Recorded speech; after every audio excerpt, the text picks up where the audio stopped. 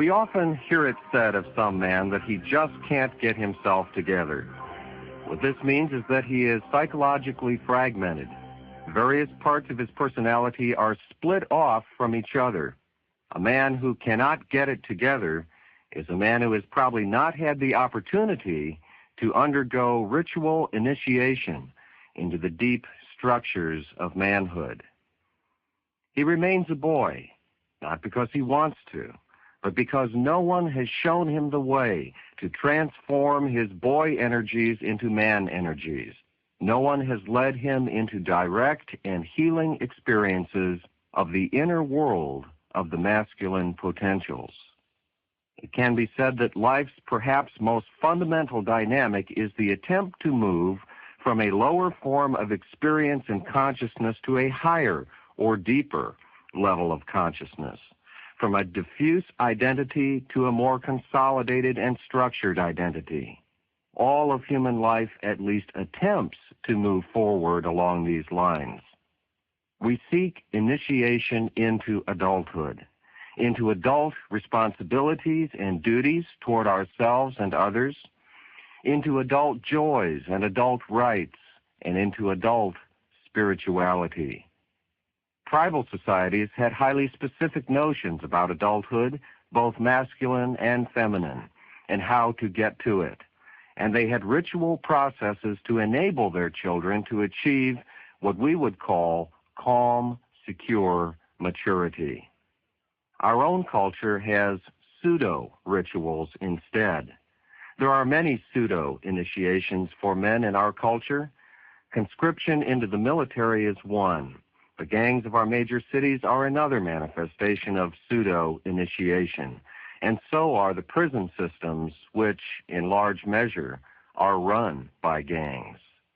We call these phenomena pseudo-events for two reasons. For one thing, with the possible exception of military initiation, these processes, though sometimes highly ritualized, more often than not, initiate the boy into a kind of masculinity that is skewed, stunted, and false.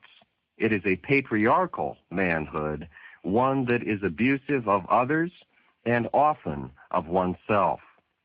These pseudo-initiations will not produce men, because real men are not wantonly violent or hostile. Boy psychology is charged with the struggle for dominance of others in some form or another, and it is often caught up in the wounding of self as well as of others. It is sadomasochistic. Man psychology is always the opposite. It is nurturing and generative, not wounding and destructive. In order for man psychology to come into being for any particular man, there needs to be a death. Death, symbolic, psychological, or spiritual, is always a vital part of any initiatory ritual. In psychological terms, the boy ego must die. The old ways of being and doing and thinking and feeling must ritually die before the new man can emerge. Pseudo-initiation often amplifies the ego's striving for power and control in a new form, an adolescent form regulated by other adolescents. Effective, transformative initiation slays the ego and its desires in its old form to resurrect it with a new subordinate relationship to a previously unknown power or center. Submission to the power of the mature masculine energies always brings forth a new masculine personality that is marked by calm, compassion, clarity of vision, and generativity. A second factor makes most initiations in our culture pseudo-initiations. In most cases, there is simply not a contained ritual process. Ritual process is contained by two things. The first is sacred space. In tribal societies, this space can be a specifically constructed hut or house in which the boys awaiting their initiation are held. It can be a cave, or it can be the vast wilderness into which the would-be initiate is driven in order to die or to find his manhood. The second essential ingredient for a successful initiatory process is the presence of a ritual elder. The ritual elder is the man who knows the secret wisdom, who knows the ways of the tribe and the closely guarded men's myths. He is the one who lives out of a vision of mature masculinity. With a scarcity in our culture of mature men, it goes without saying that ritual elders are in desperately short supply.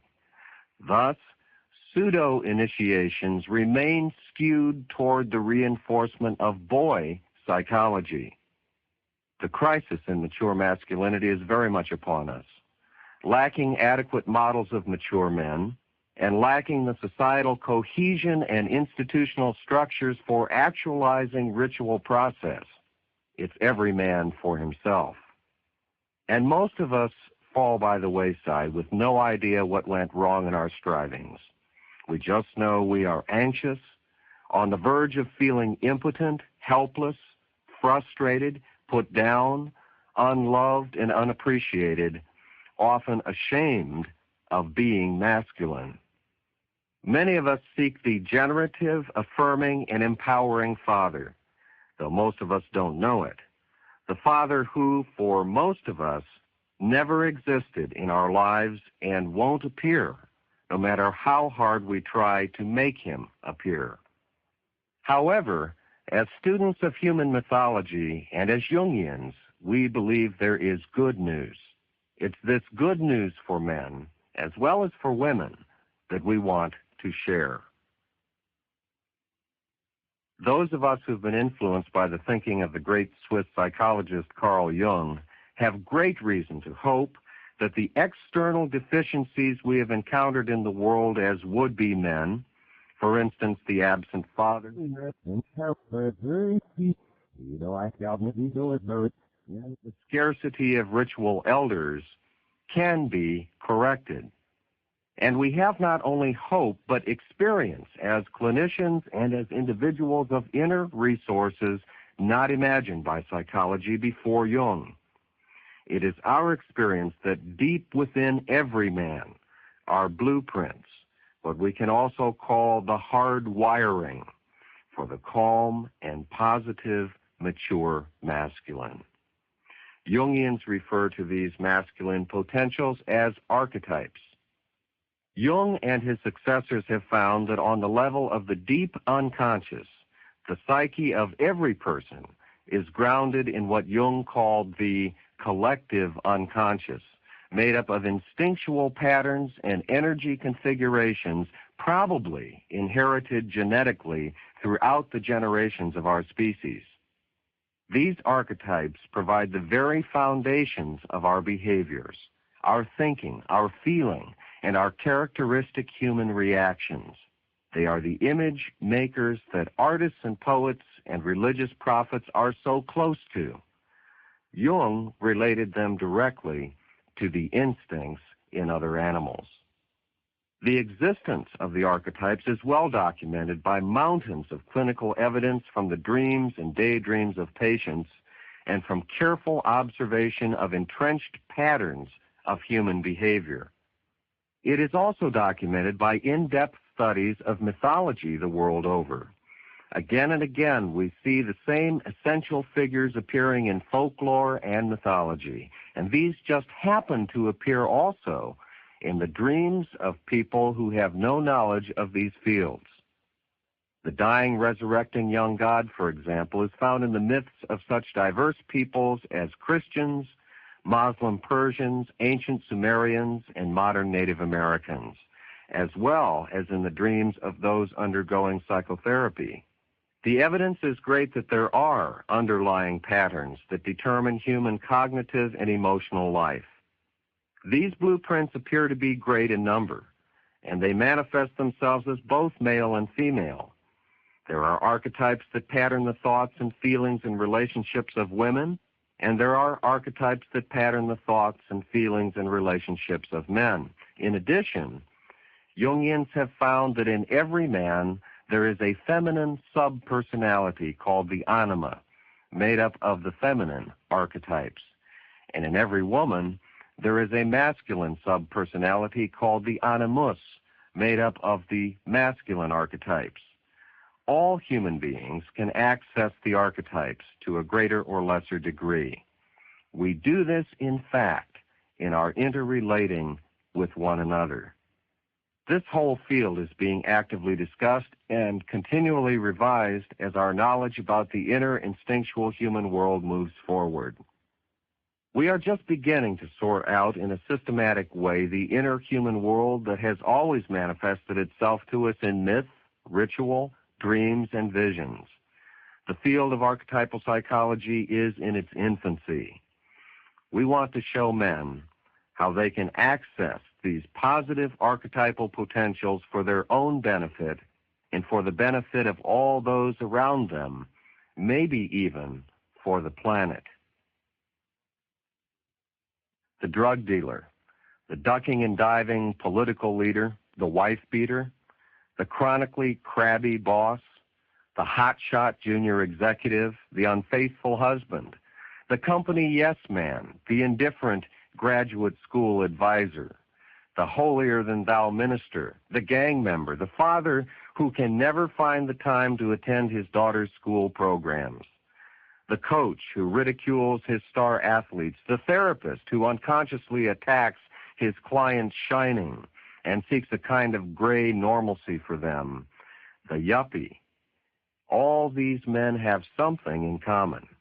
They are all boys pretending to be men. They got that way honestly because nobody showed them what a mature man is like. Their kind of manhood is a pretense to manhood that goes largely undetected as such by most of us. We are continually mistaking this man's controlling, threatening, and hostile behaviors for strength. In reality, he is showing an underlying extreme vulnerability and weakness, the vulnerability of a wounded boy. The devastating fact is that most men are fixated at an immature level of development. These early developmental levels are governed by the inner blueprints appropriate to boyhood. When they are allowed to rule what should be adulthood, when the archetypes of boyhood are not built upon and transcended by the ego's appropriate accessing of the archetypes of mature masculinity, they cause us to act out of a boyishness that is hidden to us, but seldom to others. We often talk with affection about boyishness in our culture. The truth is that the boy in each of us, when he is in his appropriate place in our lives, is the source of playfulness, of pleasure, of fun, of energy, of a kind of open-mindedness that is ready for adventure and for the future. But there is another kind of boyishness that remains infantile in our interactions within ourselves and with others when manhood is required. Each of the archetypal energy potentials in the male psyche, in both its immature and its mature forms, has a three-part structure. At the top of the triangle is the archetype in its fullness. At the bottom of the triangle, the archetype is experienced in what we call a bipolar dysfunctional or shadow form. In both its immature and mature forms, that is, in both boy psychology and in man psychology terms, this bipolar dysfunction can be thought of as immature, in that it represents a psychological condition that is not integrated or cohesive. Lack of cohesion in the psyche is always a symptom of inadequate development. As the personality of the boy and then the man matures into its appropriate stage of development, the poles of these shadow forms become integrated and unified.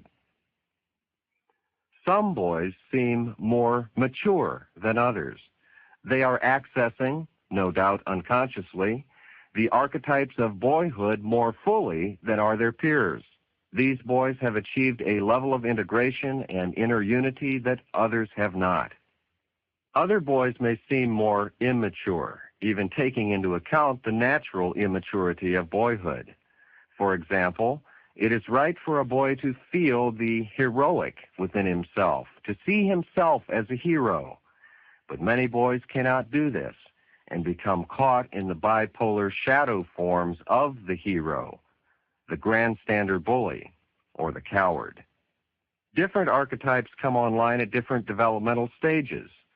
The first archetype of the immature masculine to power up is the divine child. The precocious child and the Oedipal child are next, and the last stage of boyhood is governed by the hero. Human development does not always proceed so neatly, of course. There are mixtures of the archetypal influences all along the way. Interestingly, each of the archetypes of boy psychology gives rise in a complex way to each of the archetypes of mature masculinity. The boy is father to the man. Thus, the divine child, modulated and enriched by life's experiences, becomes the king. The precocious child becomes the magician. The Oedipal child becomes the lover, and the hero becomes the warrior. The four archetypes of boyhood, each with a triangular structure, can be put together to form a pyramid that depicts the structure of the boy's emerging identity, his immature masculine self. The same is true of the structure of the mature masculine self. As we have suggested, the adult man does not lose his boyishness, and the archetypes that form boyhood's foundation do not go away. Since archetypes cannot disappear, the mature man transcends the masculine powers of boyhood, building upon them rather than demolishing them. The resulting structure of the mature masculine self, therefore, is a pyramid over a pyramid. Though images should not be taken too literally, we are arguing that pyramids are universal symbols of the human self. The first, the most primal of the immature masculine energies is the divine child. We are all familiar with the Christian story of the birth of the baby Jesus. He is a mystery. He comes from the divine realm, born of a virgin woman. Miraculous things and events attend him: the star, the worshiping shepherds, the wise men from Persia. Surrounded by his worshipers, he occupies the central place, not only in the stable, but in the universe. Even the animals attend him. Because he is God, he is almighty. At the same time, he is totally vulnerable and helpless. No sooner is he born than the evil King Herod sniffs him out and seeks to kill him. He must be protected and spirited away to Egypt until he can be strong enough to begin his life's work, and until the forces that would destroy him have spent their energy. This myth does not stand alone. The religions of the world are rich with stories of the miraculous baby boy. The Christian story itself is modeled in part on the story of the birth of the great Persian prophet Zoroaster, complete with miracles in nature, magi, and threats on his life. In Judaism, there is the story of the baby Moses, born to be the deliverer of his people, to be the great teacher and the mediator between God and human beings. He was raised as a prince of Egypt, and yet in his first days, his life was threatened by an edict from the Pharaoh, and he was placed, helpless and vulnerable, in a reed basket and set adrift on the Nile. The model for this story was the much older legend of the infancy of the great Mesopotamian king Sargon of Akkad. And from all over the world we hear legends about the wonderful infancy of the baby Buddha, the baby Krishna, the baby Dionysius. Less known is that this figure of the divine baby boy, universal in our religions, is also universal inside ourselves. This can be seen from the dreams of men in psychoanalysis, who frequently, especially as they start to get better, dream about a baby boy who fills the dream with light and joy and a sense of wonder and refreshment. Often, too, when a man in therapy starts to feel better, the urge comes to him, perhaps for the first time in his life, to have children. These events are signals that something new and creative, fresh and innocent, is being born within him. A new phase of his life is beginning. Creative parts of himself that he had been unconscious of are now thrusting upward into awareness. He is experiencing new life. But whenever the divine child within us makes itself known, attack from the Herods within and without is not far behind. New life, including new psychological life, is always fragile. When we feel this new energy manifesting within us, we need to move to protect it, because it is going to be attacked. Picking up on the theme in the Christmas story of the adoring animals and the angels' proclamation of peace on earth, we can see in the Greek myth of Orpheus that the divine child is the archetypal energy that prefigures the mature masculine energy of the king. The man-god Orpheus sits at the center of the world, playing his lyre and singing a song that brings all the animals of the forest to him. They are drawn by the song, prey and predator alike, and they come together around Orpheus in perfect harmony, their differences resolved, all of the opposites brought together into a world-transcending order, characteristic functions of the king, as we shall see. But this theme of the divine child, bringing peace and order to the whole world, including the animal world, and animals, looked at psychologically, stand for our own often conflicting instincts, is not limited to ancient myths. A young man who had entered analysis once told us a story about an unusual event in his childhood. When he was probably 5 or 6 years old, he told us, he went out into his backyard one spring afternoon, yearning for something he was too young to identify, but that upon reflection later in life, he saw was a yearning for inner peace and harmony and a sense of oneness with all things. He stood with his back to a huge oak tree which grew in his yard, and he began to sing a song he made up as he went along. It was hypnotic for him. He sang his longing, he sang his sadness, and he sang a kind of minor key deep joy. He sang a song of compassion for all living things. It was a kind of self and other soothing lullaby, a song to the baby boy. And pretty soon he began to notice that birds were coming to the tree, a few at a time. He continued singing, and as he sang, more birds came, whirling and circling around the tree and alighting in its branches. At last the tree was filled with birds. It was alive with them. It seemed to him that they had been lured by the beauty and compassion of his song. They confirmed his beauty and answered his yearning by coming to adore him. The tree became a tree of life, and refreshed by this confirmation of his inner divine child, he could go on.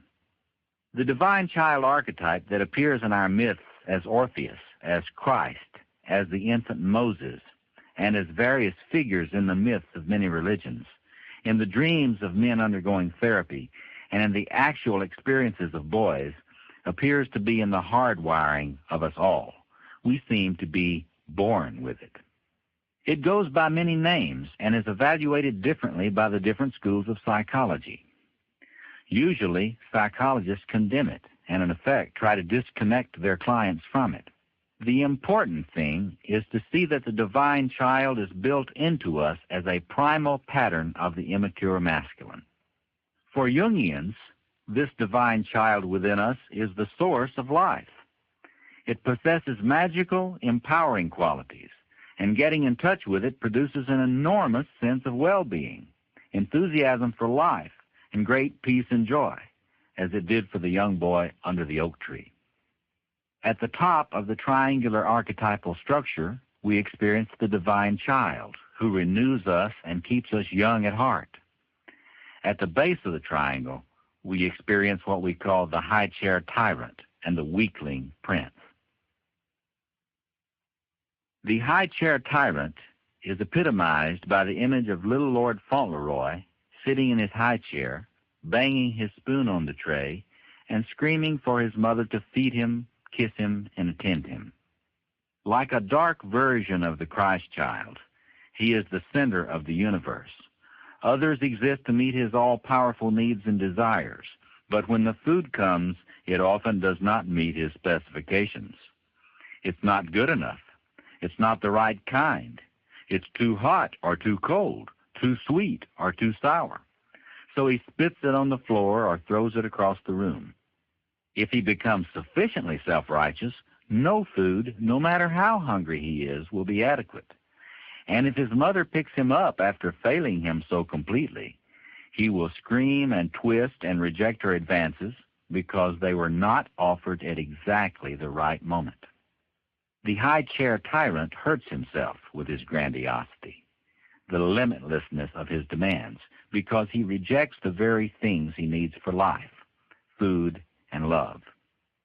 Characteristics of the high-chair tyrant include arrogance, what the Greeks called hubris, or overweening pride, childishness in the negative sense, and irresponsibility, even to himself as a mortal infant who has to meet his biological and psychological needs. All of this is what psychologists call inflation or pathological narcissism. The high-chair tyrant needs to learn that he's not the center of the universe, and that the universe does not exist to fulfill his every need, or better put, his limitless needs, his pretensions to Godhead. It will nurture him, but not in his form as God. The high-chair tyrant, through the shadow king, may continue to be a ruling archetypal influence in adulthood. We all know the story of the promising leader, the CEO or presidential candidate, who starts to rise to great prominence and then shoots himself in the foot. He sabotages his success and crashes to the earth. The ancient Greeks said that hubris is always followed by nemesis. The gods always bring down those mortals who get too arrogant, demanding, or inflated. Icarus, for example, made wings of feathers and wax in order to fly like the birds, read gods. And then in his inflation, and against his father's warning, flew too close to the sun. The sun melted the wax, the wings disintegrated, and he plummeted into the sea. We are familiar with the saying, power corrupts, and absolute power corrupts absolutely. King Louis XVI of France lost his head because of his arrogance. Often, as we men rise in the corporate structure, as we gain more and more authority and power, the risk of self-destruction also rises. The boss who wants only yes men, who doesn't want to know what's going on, the president who doesn't want to hear his general's advice, the school principal who can't tolerate criticism from his teachers, all are men possessed by the high-chair tyrant riding for a fall. The high-chair tyrant who attacks his human host is the perfectionist. He expects the impossible of himself and berates himself, just as his mother did, when he can't meet the demands of the infant within. The tyrant pressures a man for more and better performance and is never satisfied with what he produces. The unfortunate man becomes the slave, as the mother was, of the grandiose 2-year-old inside him. He has to have material things. He can't make mistakes. And because he can't possibly meet the demands of the inner tyrant, he develops ulcers and gets sick. He can't, in the end, stand up to this unrelenting pressure.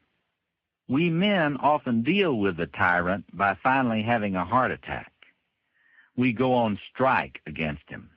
Finally, the only way to escape the little lord is to die.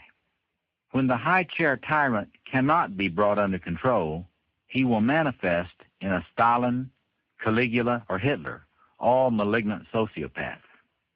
It has been said that the divine child wants just to be and to have all things flow toward him. He does not want to do. The artist wants to be admired without having to lift a finger. The CEO wants to sit in his office enjoying his perks, but he does not want to do anything for the company. He imagines himself invulnerable and all-important. He often demeans and degrades others who are trying to accomplish something. He is in his high chair, and he's setting himself up to get the axe. The other side of the bipolar shadow of the divine child is the weakling prince. The boy, And later the man who is possessed by the weakling prince appears to have very little personality, no enthusiasm for life, and very little initiative. This is the boy who needs to be coddled, who dictates to those around him by his silence or his whining and complaining helplessness. He needs to be carried around on a pillow. Everything is too much for him. He rarely joins in children's games. He has few friends. He doesn't do well in school. He's frequently hypochondriacal. His slightest wish is his parents' command.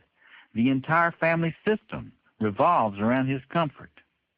He reveals the dishonesty of his helplessness, however, in his dagger-like verbal assaults on his siblings, his biting sarcasm against them, and his patent manipulation of their feelings. Because he has convinced his parents that he is a helpless victim of life and that others are picking on him, when a controversy arises between himself and a sibling, his parents tend to punish the sibling and excuse him. The weakling prince is the polar opposite of the high-chair tyrant, and though he rarely throws the tantrums of the tyrant, he nonetheless occupies a less easily detectable throne. As is the case with all bipolar disorders, the ego possessed by one pole will, from time to time, gradually slide or suddenly jump over to the other pole. When such a reversal occurs in the boy caught in the bipolar shadow of the divine child, he will switch from tyrannical outburst to depressed passivity, or from apparent weakness to rageful displays. In order to access the divine child appropriately, we need to acknowledge him, but not identify with him. We need to love and admire the creativity and beauty of this primal aspect of the masculine self, because if we don't have this connection with him, we are never going to see the possibilities in life. We are never going to seize opportunities for newness and freshness. Therapists often depreciate the grandiose self within their clients. Although it is necessary at times for clients to gain emotional and cognitive distance from the divine child, we ourselves have not encountered many men, at least among those who seek therapy, who identify with their creativity. Rather, they usually need to get in touch with it. We want to encourage greatness in men. We want to encourage ambition. We believe that nobody really wants to be sort of gray normal. Often, the definition of normal is average. We live, it seems to us, in an age under the curse of normalcy, characterized by the elevation of the mediocre. It seems likely that therapists who persistently depreciate the shining of the grandiose self in their clients are themselves split off from their own divine child. They are envying the beauty and freshness, the creativity and vitality of the child in their clients. The ancient Romans believed that every human baby is born with what they called his or her genius, a guardian spirit assigned at birth. Roman birthday parties were held not so much to honor an individual as to honor that person's genius, the divine being that came into the world with him or her. The Romans knew that it was not the man's ego that was the source of his music, his art, his statecraft, or his courageous deeds. It was the divine child, an aspect of the self within him. We need to ask ourselves two questions. The first one is not whether we are manifesting the high-chair tyrant or the weakling prince, but how, because we are all manifesting both to some extent and in some form. At the very least, we all do this when we regress into our child, when we are fatigued or extremely frightened. The second question is not whether the creative child exists in us, but how we are honoring him or not honoring him. If we're not feeling him in our personal lives and in our work, then we have to ask ourselves how we are blocking him. The archetype of the precocious child manifests in a boy when he is eager to learn, when his mind is quickened, when he wants to share what he is learning with others. There's a glint in his eye and an energy of body and mind that shows he is adventuring in the world of ideas. This boy, and later the man, wants to know the why of everything. He asks his parents, why is the sky blue? Why do the leaves fall? Why do things have to die? He wants to know the how of things, the what and the where. He often learns to read at an early age so that he can answer his own questions. He's usually a good student and an eager participant in class discussions. Often this boy is also talented in one or more areas. He may be able to draw and paint well or play a musical instrument with proficiency. He may also be good at sports. The precocious child is the source of so-called child prodigies. The precocious child is the origin of our curiosity and our adventurous impulses.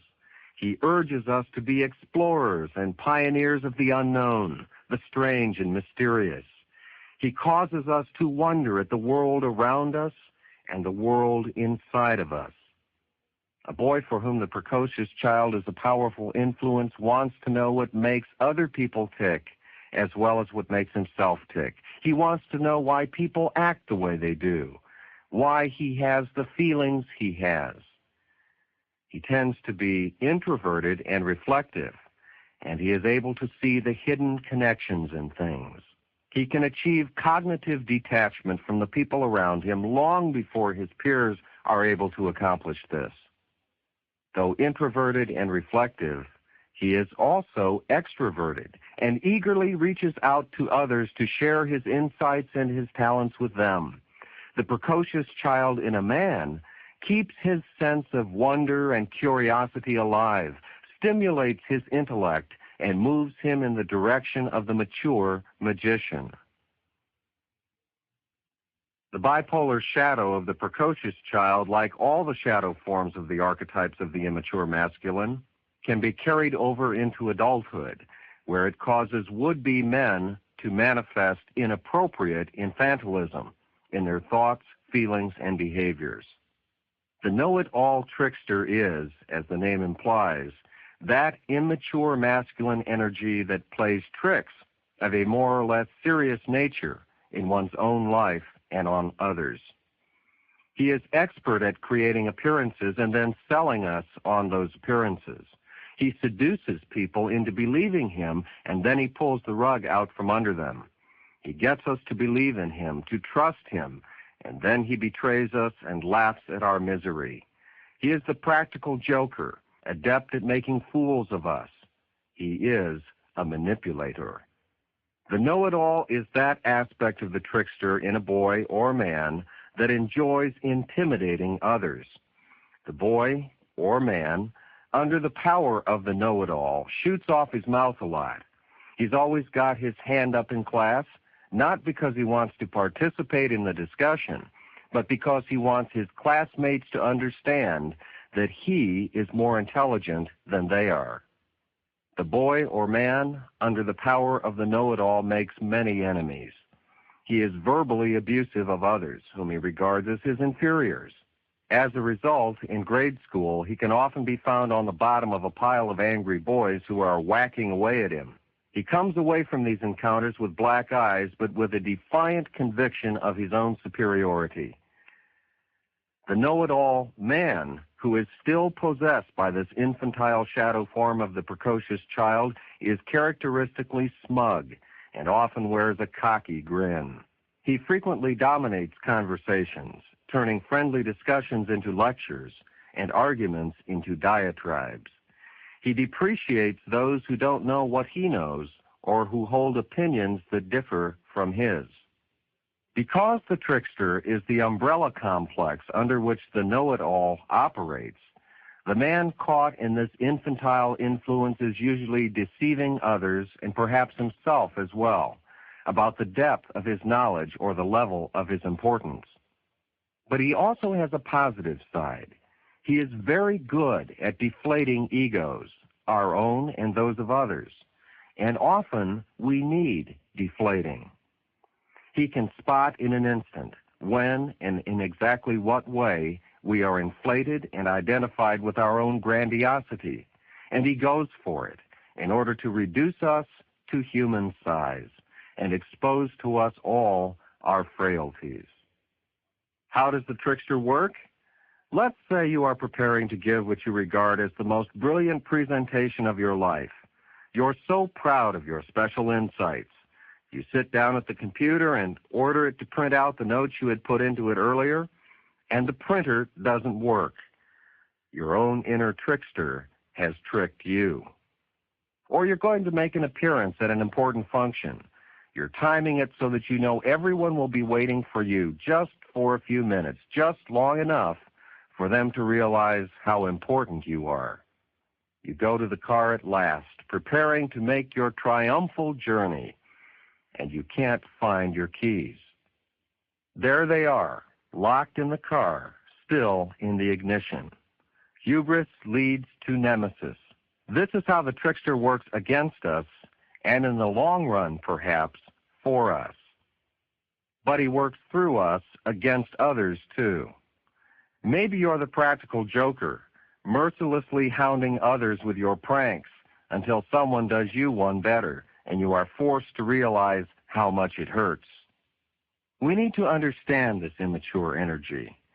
Though its purpose in its positive mode seems to be to expose lies, if it is left unchecked, it moves into its negative side and becomes destructive of oneself and others. For the negative side of this immature masculine energy is really hostile and depreciating of all the real effort, all the rights, all the beauty of others. The trickster, like the high-chair tyrant, does not want to do anything himself. He does not want to honestly earn anything. He just wants to be, and to be what he has no right to be. He is, in psychological language, passive-aggressive. This is the energy form that seeks the fall of great men, that delights in the destruction of a man of importance. But the trickster does not want to replace the man who has fallen. He does not want to take up that man's responsibilities. In fact, he doesn't want any responsibilities. He wants to do just enough to wreck things for others. The trickster causes a boy, or a boyish man, to have an authority problem. Such a boy, or man, can always find a man to hate him and eventually shoot him down. He will readily believe that all men in power are corrupt and abusive. Like the man possessed by the weakling prince, he is condemned forever to be on the outskirts of life, never able to take responsibility for himself or his actions. His energy comes from envy. The less a man is in touch with his true talents and abilities, the more he will envy others. If we envy a lot, we are denying our own realistic greatness, our own divine child. What we need to do then is to get in touch with our own specialness, our own beauty, and our own creativity. Envy blocks creativity. The trickster is the archetype that rushes in to fill the vacuum in the immature man or boy left by the boy's denial of and lack of connection with the divine child. The trickster gets activated developmentally within us when we have been depreciated and attacked by our parents or older siblings, or when we have been emotionally abused. If we don't feel our real specialness, we will come under the power of the trickster, the know-it-all, and deflate others' sense of their specialness, even when such deflation is not called for. The know-it-all trickster has no heroes, because to have heroes is to admire others. We can only admire others if we have a sense of our own worthiness and a developing sense of security about our own creative energies.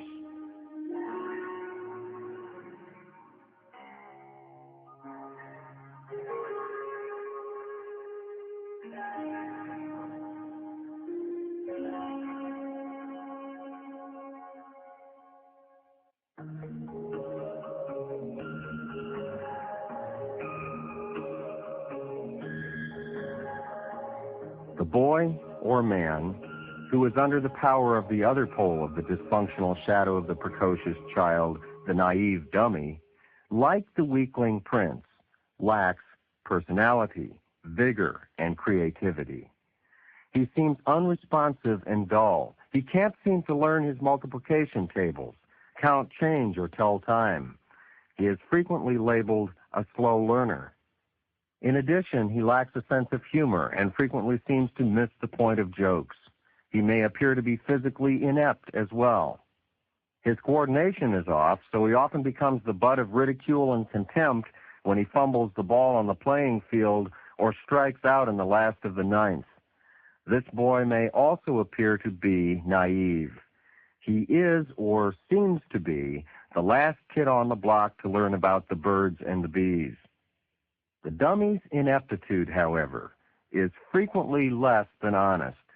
He may grasp far more than he shows, and his dunce-like behavior may mask a hidden grandiosity that feels itself too important as well as too vulnerable to come into the world. Thus, intimately intertwined with a secret know-it-all, the dummy is also a trickster.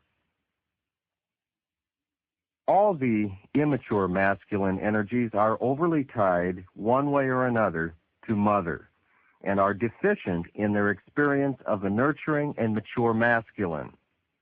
Although the boy for whom the Oedipal child is a powerful archetypal influence may be deficient in his experience of the nurturing masculine, he is able to access the positive qualities of the archetype.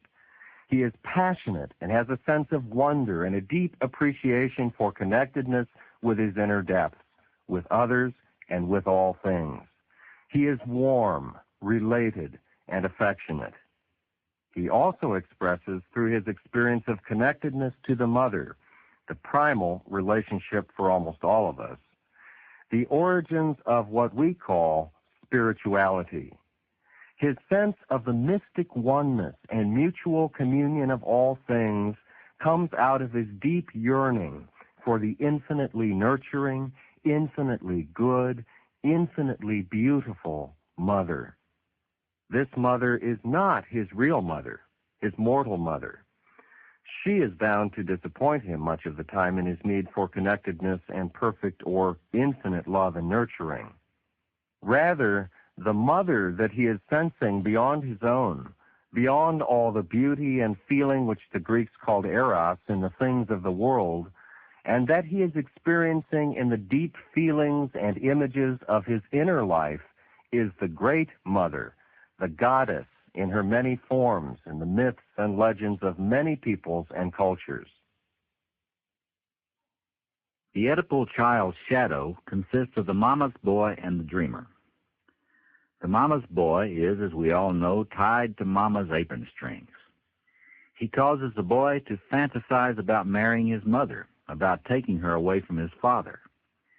If there is no father or a weak father, this so-called Oedipal urge comes on all the stronger, and this crippling side of the Oedipal child's bipolar shadow may possess him. The term Oedipus complex comes from Freud, who saw in the legend of the Greek king Oedipus a mythological account of this immature masculine energy form.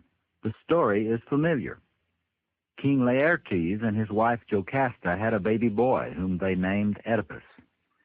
Because of a prophecy that said that Oedipus would grow up to kill his father, Laertes had this special child taken out into the country and exposed on a hillside, where it was assumed the elements would kill him. However, as is always the case with divine boys, Oedipus was rescued. He was found by a shepherd and raised to manhood. One day, as Oedipus was walking down a country road, a chariot nearly ran him down. He got into a fight with the owner of the chariot and killed him. The chariot's owner, unbeknownst to him, was his father Laertes. Oedipus then went on to Thebes, where he learned that the queen was seeking a husband. The queen was Jocasta, his mother. Oedipus married her and took his father's throne. It was only years later, when blight descended upon the kingdom, that the awful truth was uncovered, and Oedipus, the wrongful king, was cast down. The underlying psychological truth in the story is that Oedipus was inflated. He was struck down by the gods for killing his father, the god, and marrying his mother, the goddess. Thus he was destroyed for the unconscious inflation of his unconscious pretensions to godhood. For every child, from a developmental point of view, mother is the goddess and father is the god. Boys who are too bound to the mother get hurt. There's also the story of Adonis, who became the lover of Aphrodite, the goddess of love. A mortal boy making claims on a goddess could not be tolerated, so Adonis was struck down by a wild boar, really a god in animal form, the father, and killed. Something else happens to the mama's boy. He often gets caught up in chasing the beautiful, the poignant, the yearning for union with mother from one woman to another. He can never be satisfied with a mortal woman, because what he is seeking is the immortal goddess. Here we have the Don Juan syndrome. The Oedipal child, inflated beyond mortal dimensions, cannot be bound to one woman. In addition, the boy under the power of the mama's boy is what is called autoerotic. He may compulsively masturbate. He may be into pornography, seeking the goddess in the nearly infinite forms of the female body. The mama's boy, like all immature energies, wants just to be.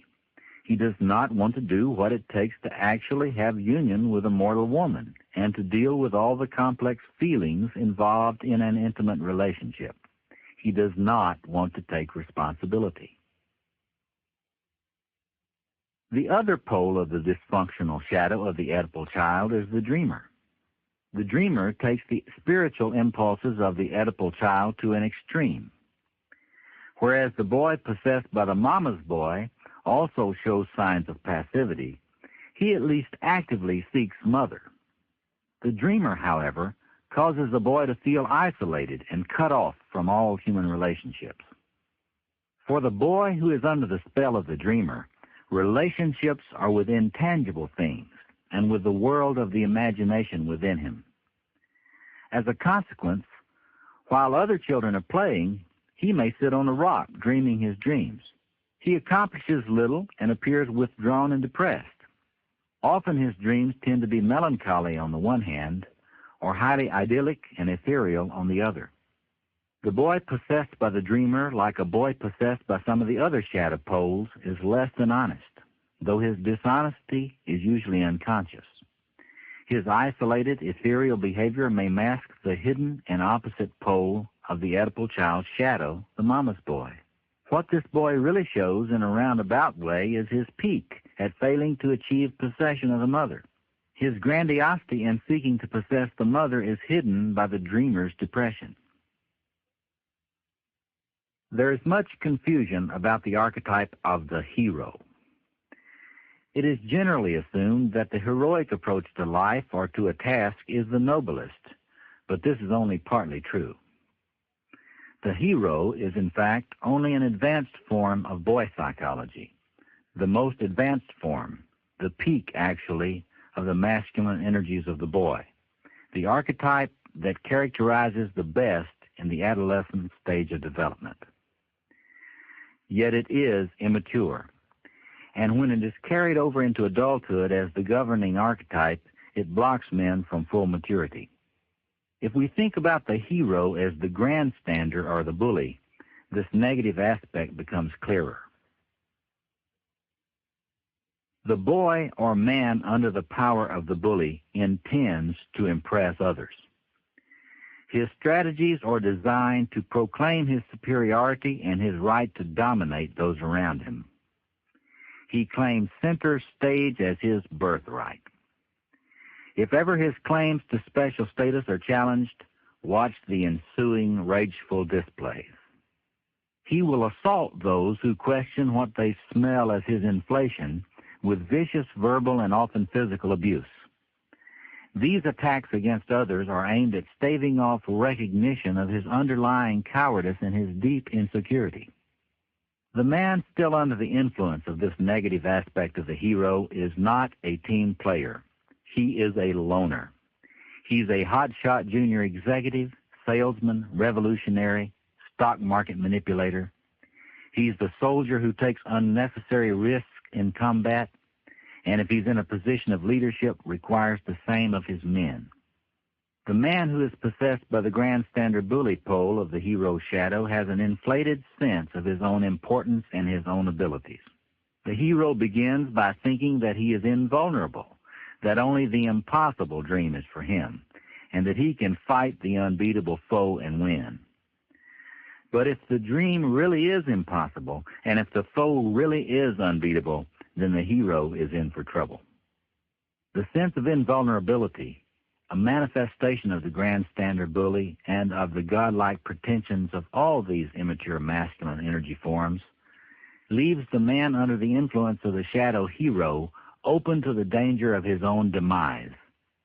Finally, he will shoot himself in the foot.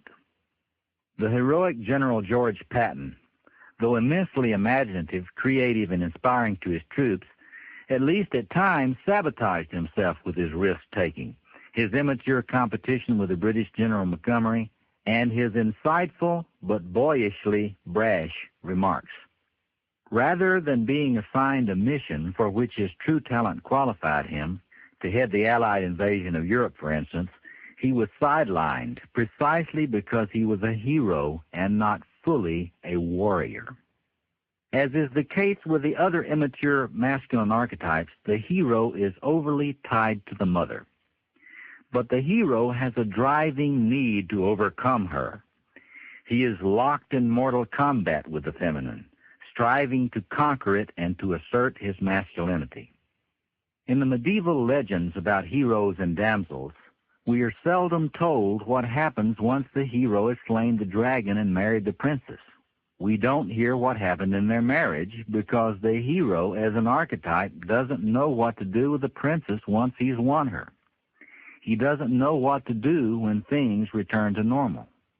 The hero's downfall is that he doesn't know and is unable to acknowledge his own limitations. A boy or a man under the power of the shadow hero cannot really realize that he is a mortal being. Denial of death, the ultimate limitation on human life, is his specialty.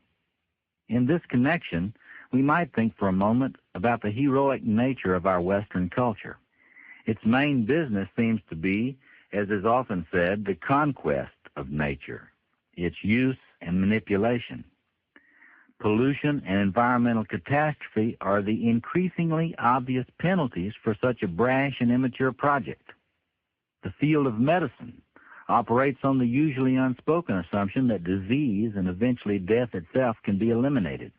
Our modern worldview has serious difficulty facing human limitations.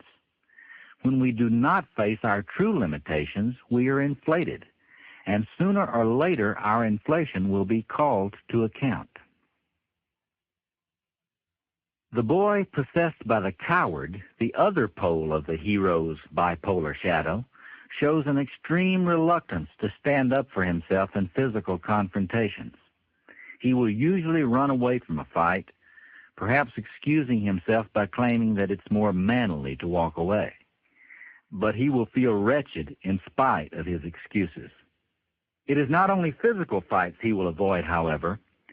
He will tend to allow himself to be bullied emotionally and intellectually as well. When someone else is demanding or forceful with him, the boy under the power of the coward and unable to feel heroic about himself will cave in. He will easily acquiesce to pressure from others. He will feel invaded and run over like a doormat. When he's had enough of this, however, the hidden grandiosity of the grandstander bully within him will erupt and launch a violent verbal and or physical assault upon his enemy, an assault for which the other is totally unprepared. But having described the negative or shadow aspects of the grandstander and the coward, we nonetheless have to ask ourselves why the hero is present in our psyches at all. Why is this a part of our personal developmental history as men? What is the evolutionary adaptation that it serves? What the hero does is mobilize the boy's delicate ego structures to break with the mother at the end of boyhood and face the difficult task that life is beginning to assign him. The hero energies call upon the boy's masculine reserves, which will be refined as he matures, in order to establish his independence and his competence and test himself against the difficult, even hostile forces in the world. The hero enables him to establish a beachhead against the overwhelming power of the subconscious, much of which, for men at least, is experienced as feminine, as mother. The hero enables the boy to begin to assert himself and define himself as distinct from all others, so that ultimately, as a distinct being, he can relate to them fully and creatively. The hero throws the boy up against the limits, against the seemingly intractable. It encourages him to dream the impossible dream that might just be possible after all if he has enough courage. It empowers him to fight the unbeatable foe that if he is not possessed by the hero, he might just be able to defeat.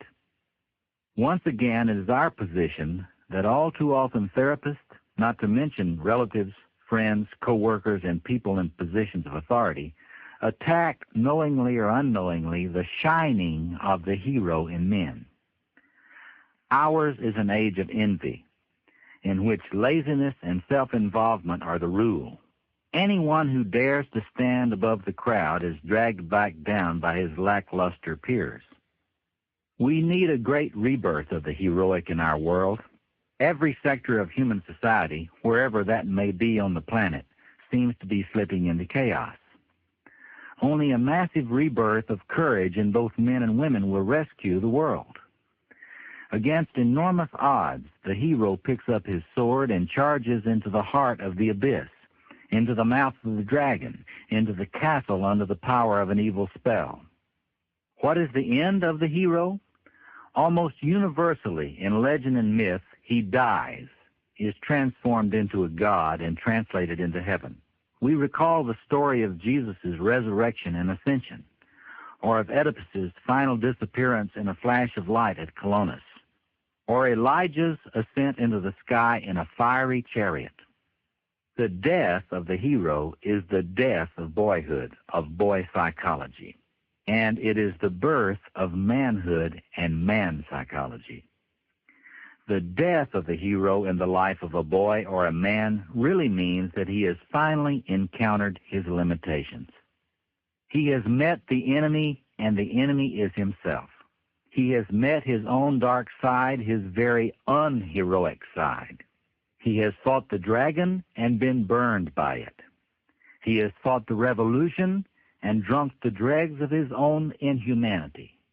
He has overcome the mother and then realized his incapacity to love the princess. The death of the hero signals a boy's or a man's encounter with true humility. It is the end of his heroic consciousness. True humility, we believe, consists of two things. The first is knowing our limitations, and the second is getting the help we need. If we are possessed by the hero, we will fall under the negative aspect of this energy and live out the inflated feelings and actions of the grandstander bully.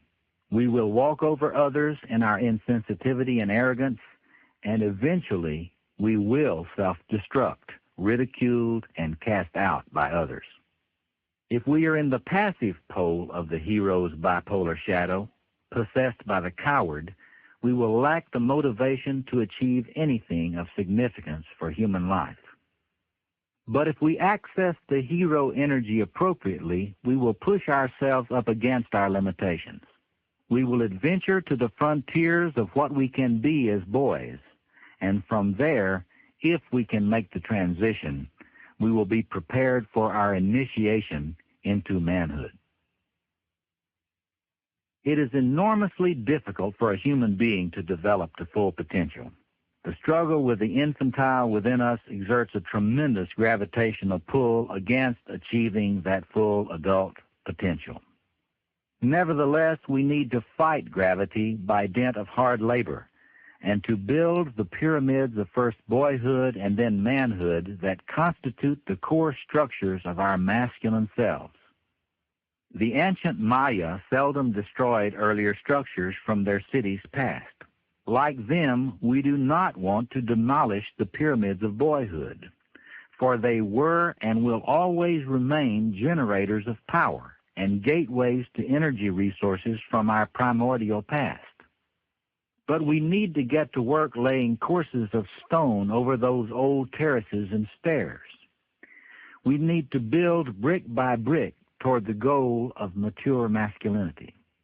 There are a number of techniques we can use in this construction project: analysis of dreams, the re-entering and changing of our dreams, active imagination in which the ego, among other things, dialogues with the energy patterns within, thereby achieving both differentiation from and access to them, psychotherapy in a variety of forms, meditation on the positive aspects of the archetypes, prayer, magical ritual process with a spiritual elder, various forms of spiritual discipline, and other methods are all important to the difficult process of turning boys into men. The four major forms of the mature masculine energies that we have identified are the king, the warrior, the magician, and the lover. They all overlap and ideally enrich each other. A good king is always also a warrior, a magician, and a lover, and the same holds true for the other three. The boy energies also overlap and inform each other, as we've seen. The divine child naturally gives rise to the Oedipal child. Together they form the nucleus of whatever will be beautiful, energetic, related, warm, caring, and spiritual in the man. The boy's ego needs the precocious child's perceptiveness to help it distinguish itself from these energies. And all three give rise to the hero, which breaks them free of the domination of the feminine unconscious and establishes the boy's identity as a separate individual. The hero prepares the boy to become a man. The archetypes are mysterious entities or energy flows. They remain hidden, but we experience their effects in art, in poetry, in music, in religion, in our scientific discoveries, in our patterns of behavior and of thought and feeling. We can see something of the shapes and patterns of the archetypes through these manifestations, but we can never see the energies themselves. They overlap and interpenetrate one another, yet they can be distinguished from one another for purposes of clarification. Through active imagination, they can be remixed so that we can realize the desired balance among their influences in our own lives. Man psychology, as we have suggested, has perhaps always been a rare thing on our planet. It is certainly a rare thing today. The horrible physical and psychological circumstances under which most human beings have lived most places most of the time are staggering. Hostile environments always lead to the stunting, twisting, and mutating of an organism. Let us frankly admit the enormous difficulty of our situation, for it is only when we allow ourselves to see the seriousness of any problem and to admit what it is we are up against that we can begin to take appropriate action, action that will be life-enhancing for us and for others. There's a saying in psychology that we have to take responsibility for what we're not responsible for. This means that we are not responsible, as no infant is, for what happened to us to stunt us and to fixate us in our early years when our personalities were formed and when we got stuck at immature levels of masculinity. Yet it does us no good to leave things at that. Ours is a psychological age rather than an institutional one. What used to be done for us by institutional structures and through ritual process, we now have to do inside ourselves, for ourselves. Ours is a culture of the individual rather than the collective. Our Western civilization pushes us to strike out on our own, to become, as Jung said, individuated from each other. That which used to be more or less unconsciously shared by everyone, like the process of developing a mature masculine identity, we now must connect with consciously and individually. It is to this task that we now turn. The king energy is primordial in all men. It bears the same relationship to the other three mature masculine potentials as the divine child does to the other three immature masculine energies. It comes first in importance, and it underlies and includes the rest of the archetypes in perfect balance. The good and generative king is also a good warrior, a positive magician, and a great lover. And yet, with most of us, the king comes online last. We could say that the king is the divine child, but seasoned and complex, wise and in a sense as selfless as the divine child is cosmically self-involved. Whereas the divine child, especially in his aspect as the high chair tyrant, has infantile pretensions to godhood, the king archetype comes close to being God in his masculine form within every man. In many ways, the king energy is father energy.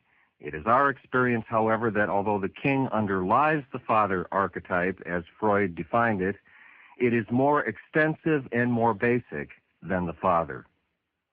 Historically, kings have always been sacred. As mortal men, however, they have been relatively unimportant. It is the kingship or the king energy itself that has been important. As Sir James Frazer and others have observed, kings in the ancient world were often ritually killed when their ability to live out the king archetype began to fail. What was important was that the generative power of the energy not be tied to the fate of an aging and increasingly impotent mortal.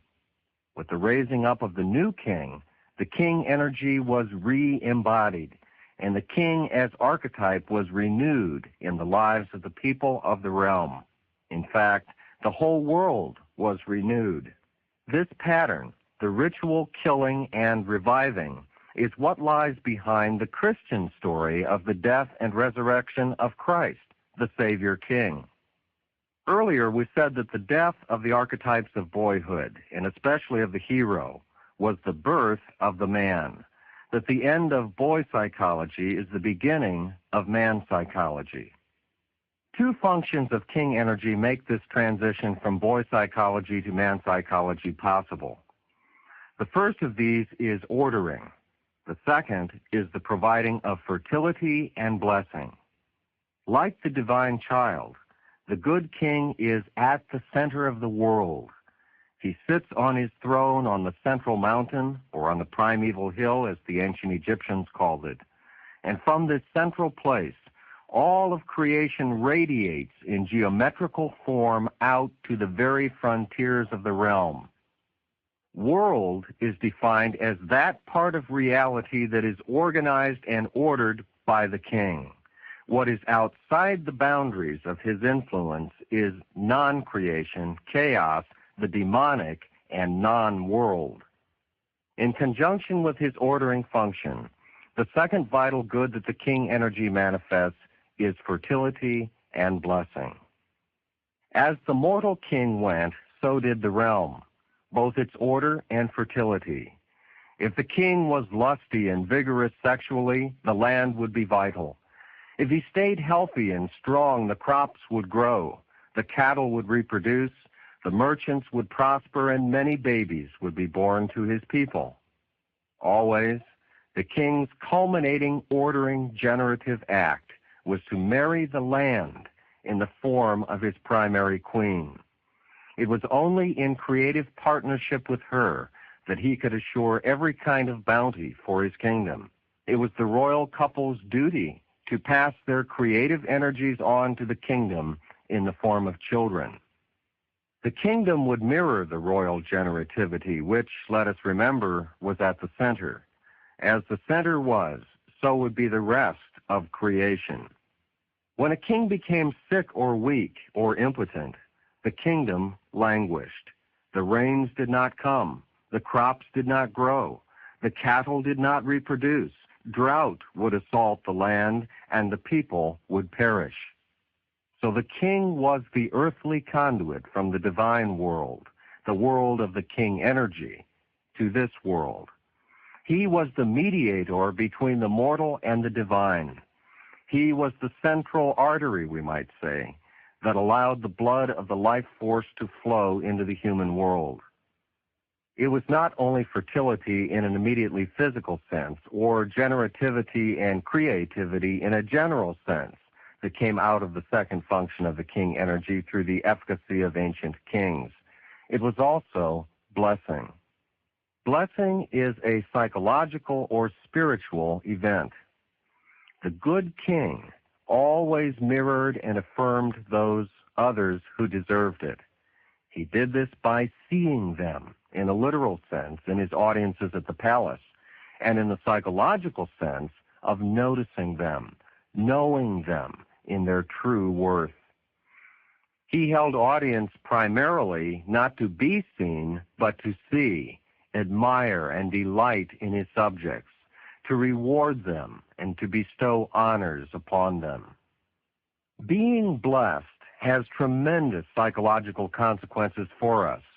There are even studies that show that our bodies actually change chemically when we feel valued, praised, and blessed. Young men today are starving for blessing from older men, starving for blessing from the king energy.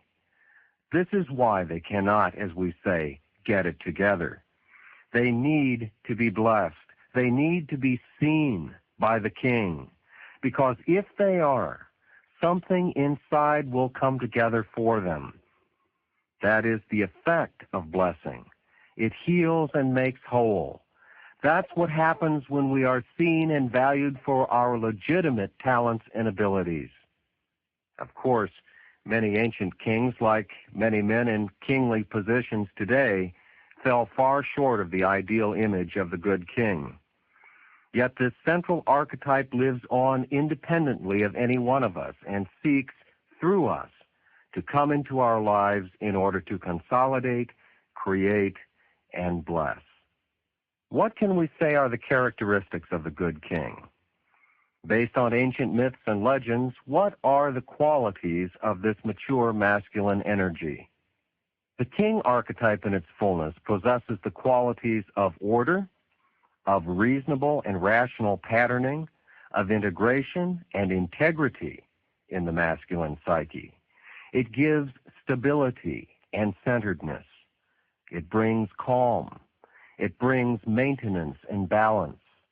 It defends our own sense of inner order, our integrity of being and of purpose, our essential certainty in our masculine identity. It looks upon the world with a firm but kindly eye. It sees others in all their weaknesses and in all their talent and worth. It guides them and nurtures them toward their own fullness of being. It rewards and encourages creativity in us and in others. In its central incorporation and expression of the warrior, it represents aggressive might when that is what is needed when order is threatened. It also has the power of inner authority.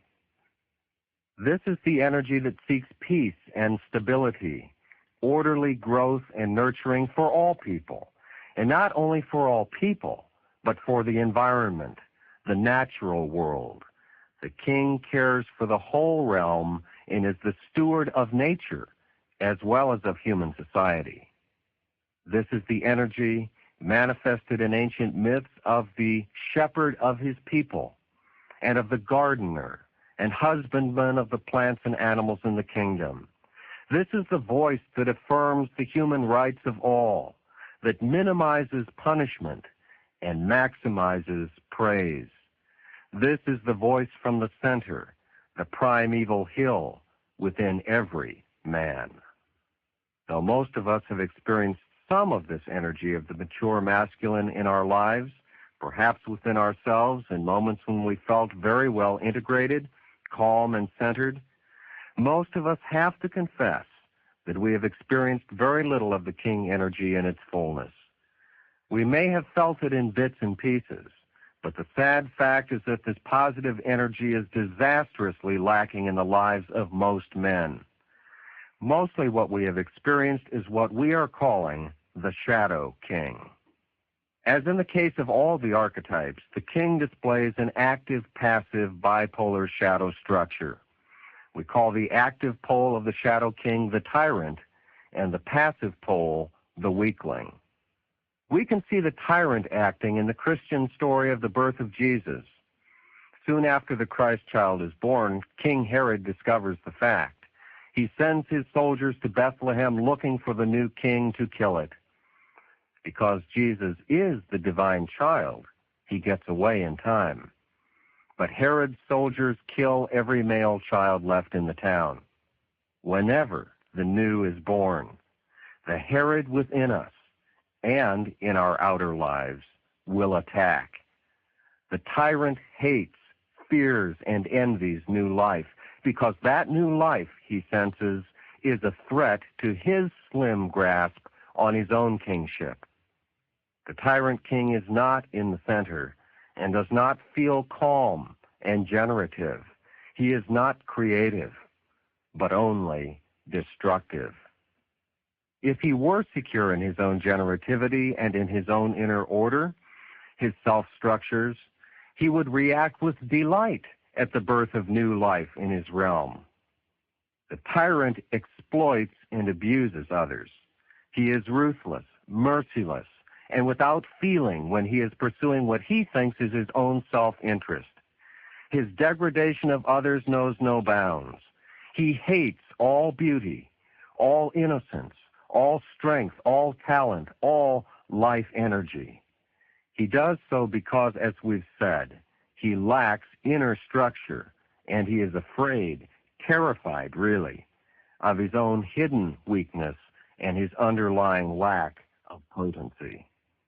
It is the shadow king as tyrant in the father who makes war on his sons and his daughters joy and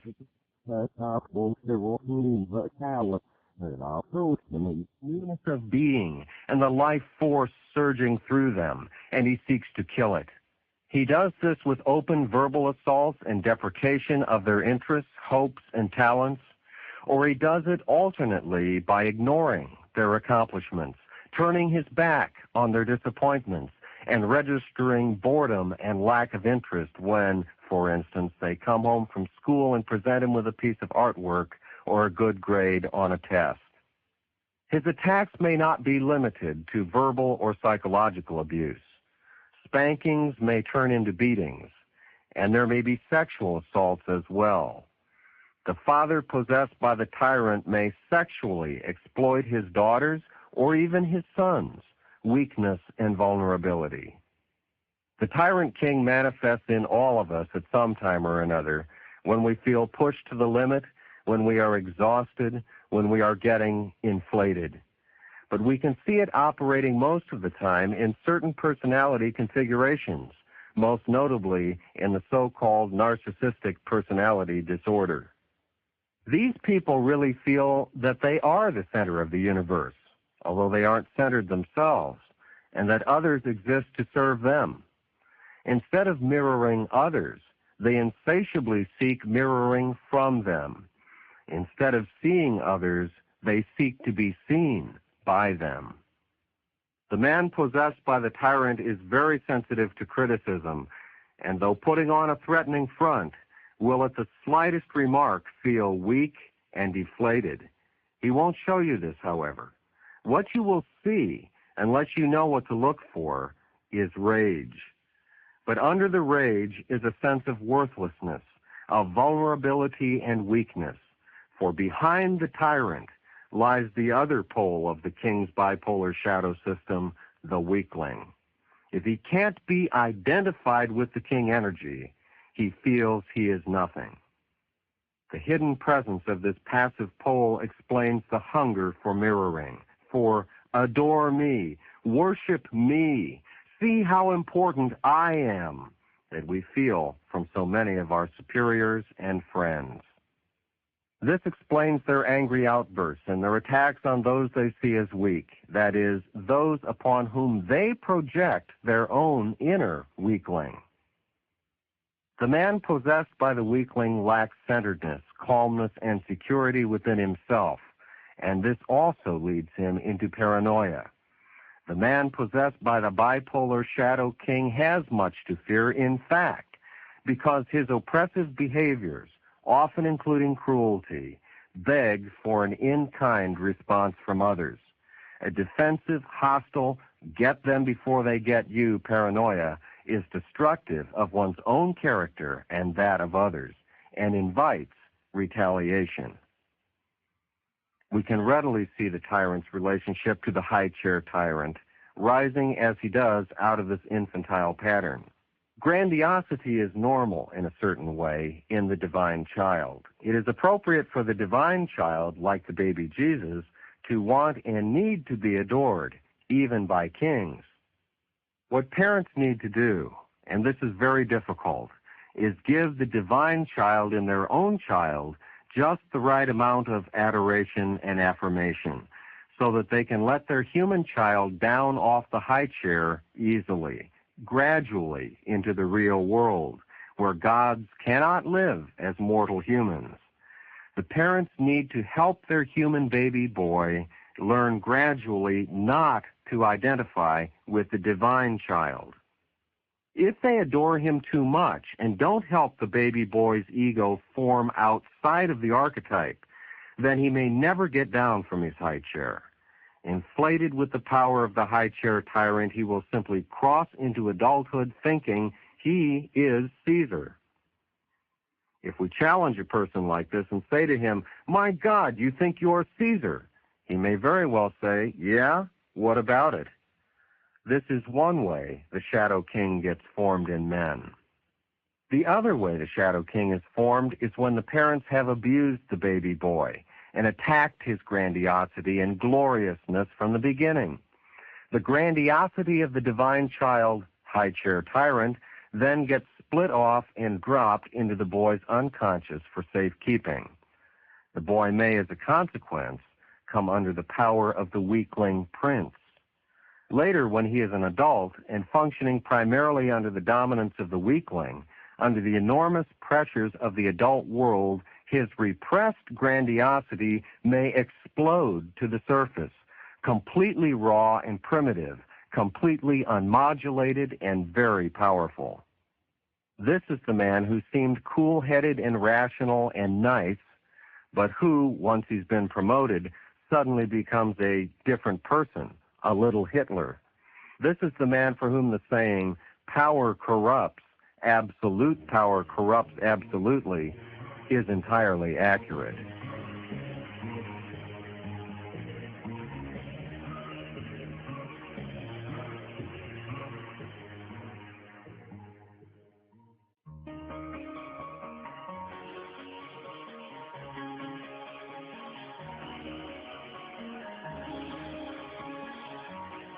The first task in accessing the king energy for would-be human kings is to disidentify our egos from it. We need to achieve what psychologists call cognitive distance from the king in both his integrated fullness and in his split bipolar shadow forms. Realistic greatness in adult life, as opposed to inflation and grandiosity, involves recognizing our proper relationship to this and the other mature masculine energies. The ego of the mature man needs to think of itself, no matter what status or power it has temporarily achieved, as the servant of a transpersonal will or cause. It needs to think of itself as a steward of the king energies, not for the benefit of itself, but for the benefit of those within its realm, whatever that realm might be. There are two ways to look at the difference between the active and passive poles in the bipolar shadow system of the archetypes. As we have seen, One way is to view the archetypal structures as triangular. The other way is to talk about the ego's identification with or disidentification from the archetype in its fullness. In the case of identification, the result is ego inflation, accompanied by a fixation at infantile levels of development. In the case of extreme disidentification, the ego experiences itself as deprived of access to the archetype completely.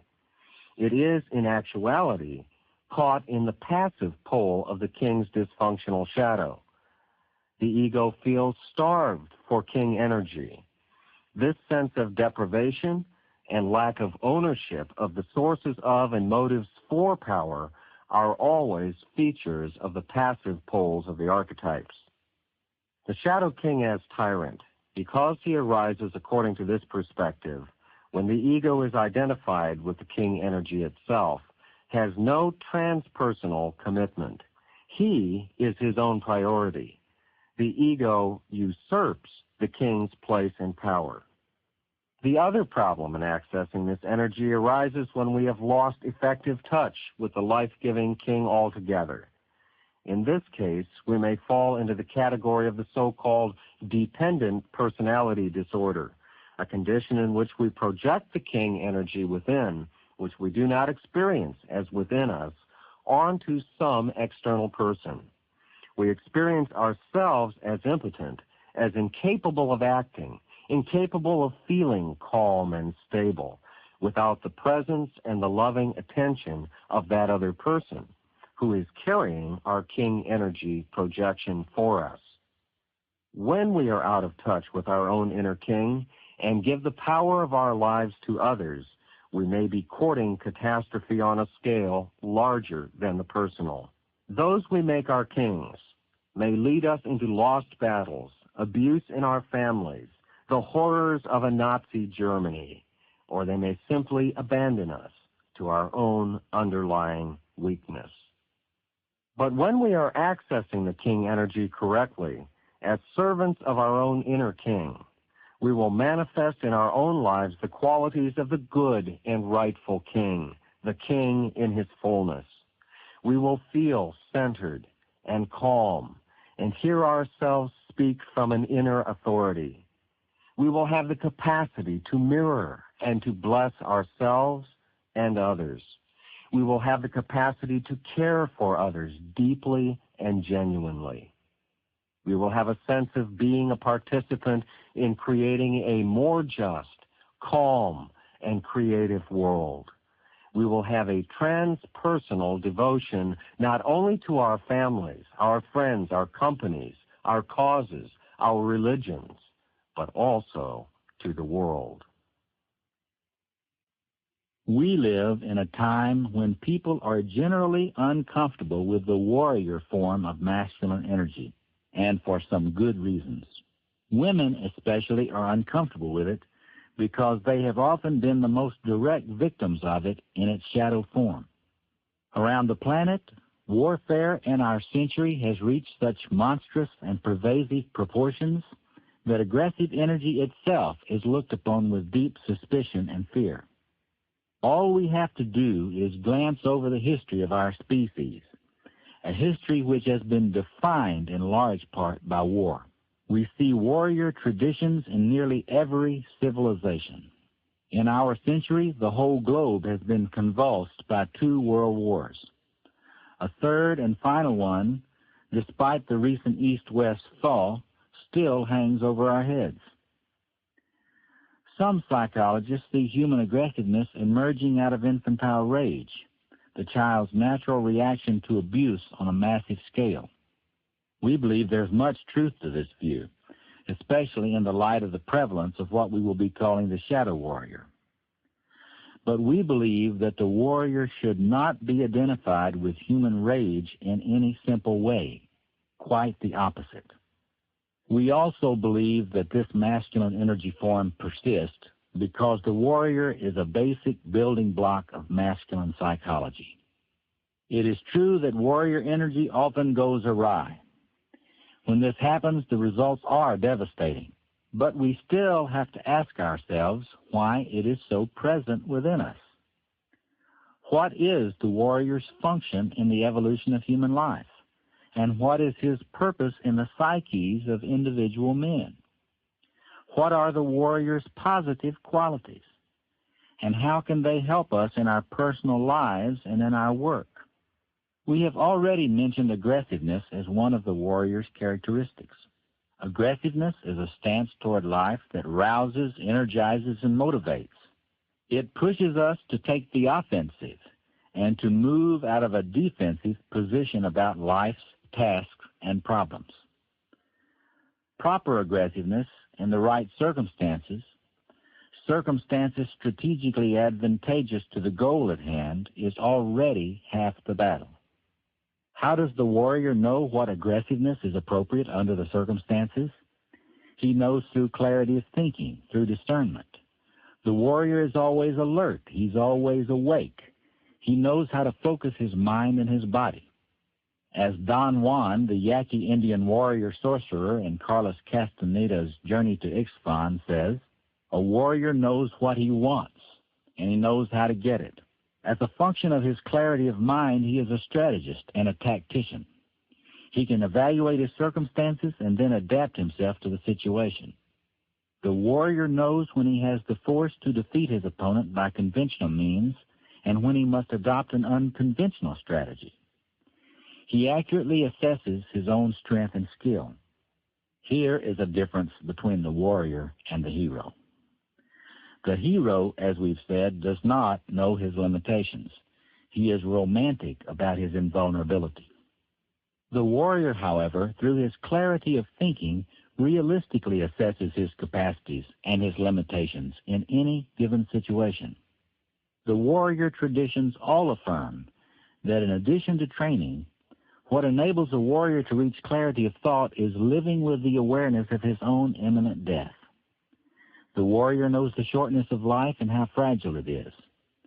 A man under the guidance of the warrior knows how few his days are. Rather than depressing him, this awareness leads him to an outpouring of life force and to an intense experience of his life that is unknown to others. Every act counts. Each deed is done as if it were the last.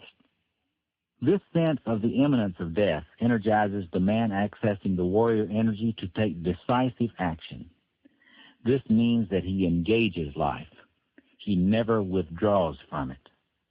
He doesn't think too much, because thinking too much can lead to doubt, and doubt to hesitation, and hesitation to inaction.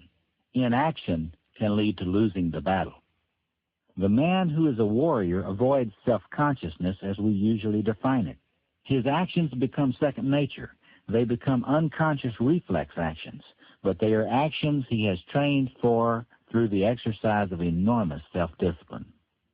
Part of what goes into acting decisively in any life situation, along with aggressiveness, clarity of thinking, and the awareness of one's own death, is training.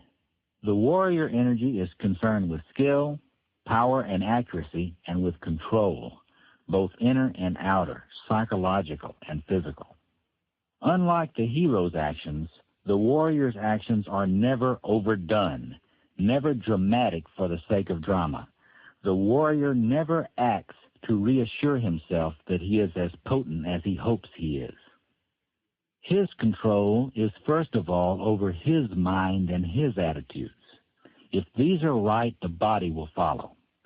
The warrior has an unconquerable spirit. He has great courage. He is fearless. He takes responsibility for his actions, and he has self-discipline. Discipline means that he has the rigor to develop control and mastery over his mind and over his body, that he has the capacity to withstand pain, both psychological and physical.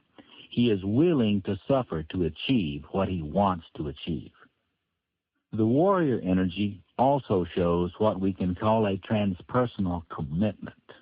His loyalty is to something, a cause, a god, a people, a task, a nation, larger than individuals, though that transpersonal loyalty may be focused through some important person like a king. In the Arthurian stories, Lancelot, though fiercely devoted to Arthur and to Guinevere, is ultimately committed to the ideal of chivalry and to the God who lies behind such things as noble quests and the lifting up of the oppressed. Of course, because of his love for Guinevere, Lancelot unwittingly acts to destroy the object of his transpersonal commitment, Camelot. But he does so because he has encountered the paradoxically personal and transpersonal goal of romantic love. This transpersonal commitment reveals a number of other characteristics of the warrior energy. First, it makes all personal relationships relative. That is, it makes them less central than the transpersonal commitment. Thus, the psyche of a man who is adequately accessing the warrior is organized around his central commitment. This commitment eliminates a great deal of human pettiness.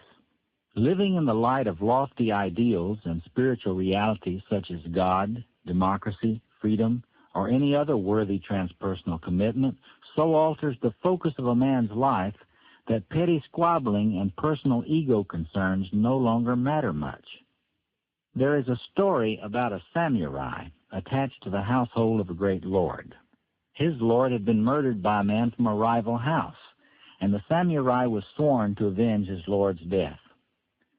After tracking the assassin for some time, after great personal sacrifice and hardship, and after braving many dangers, the samurai found the murderer. He drew his sword to kill the man, but in that instant the assassin spit in his face. The samurai stepped back, sheathed his sword, and turned and walked away. Why?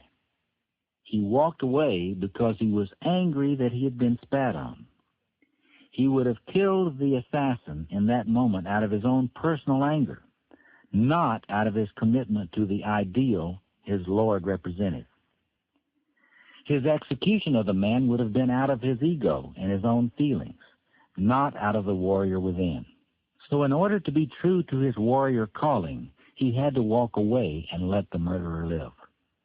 The warrior's loyalty then and his sense of duty are to something beyond and other than himself and his own concerns.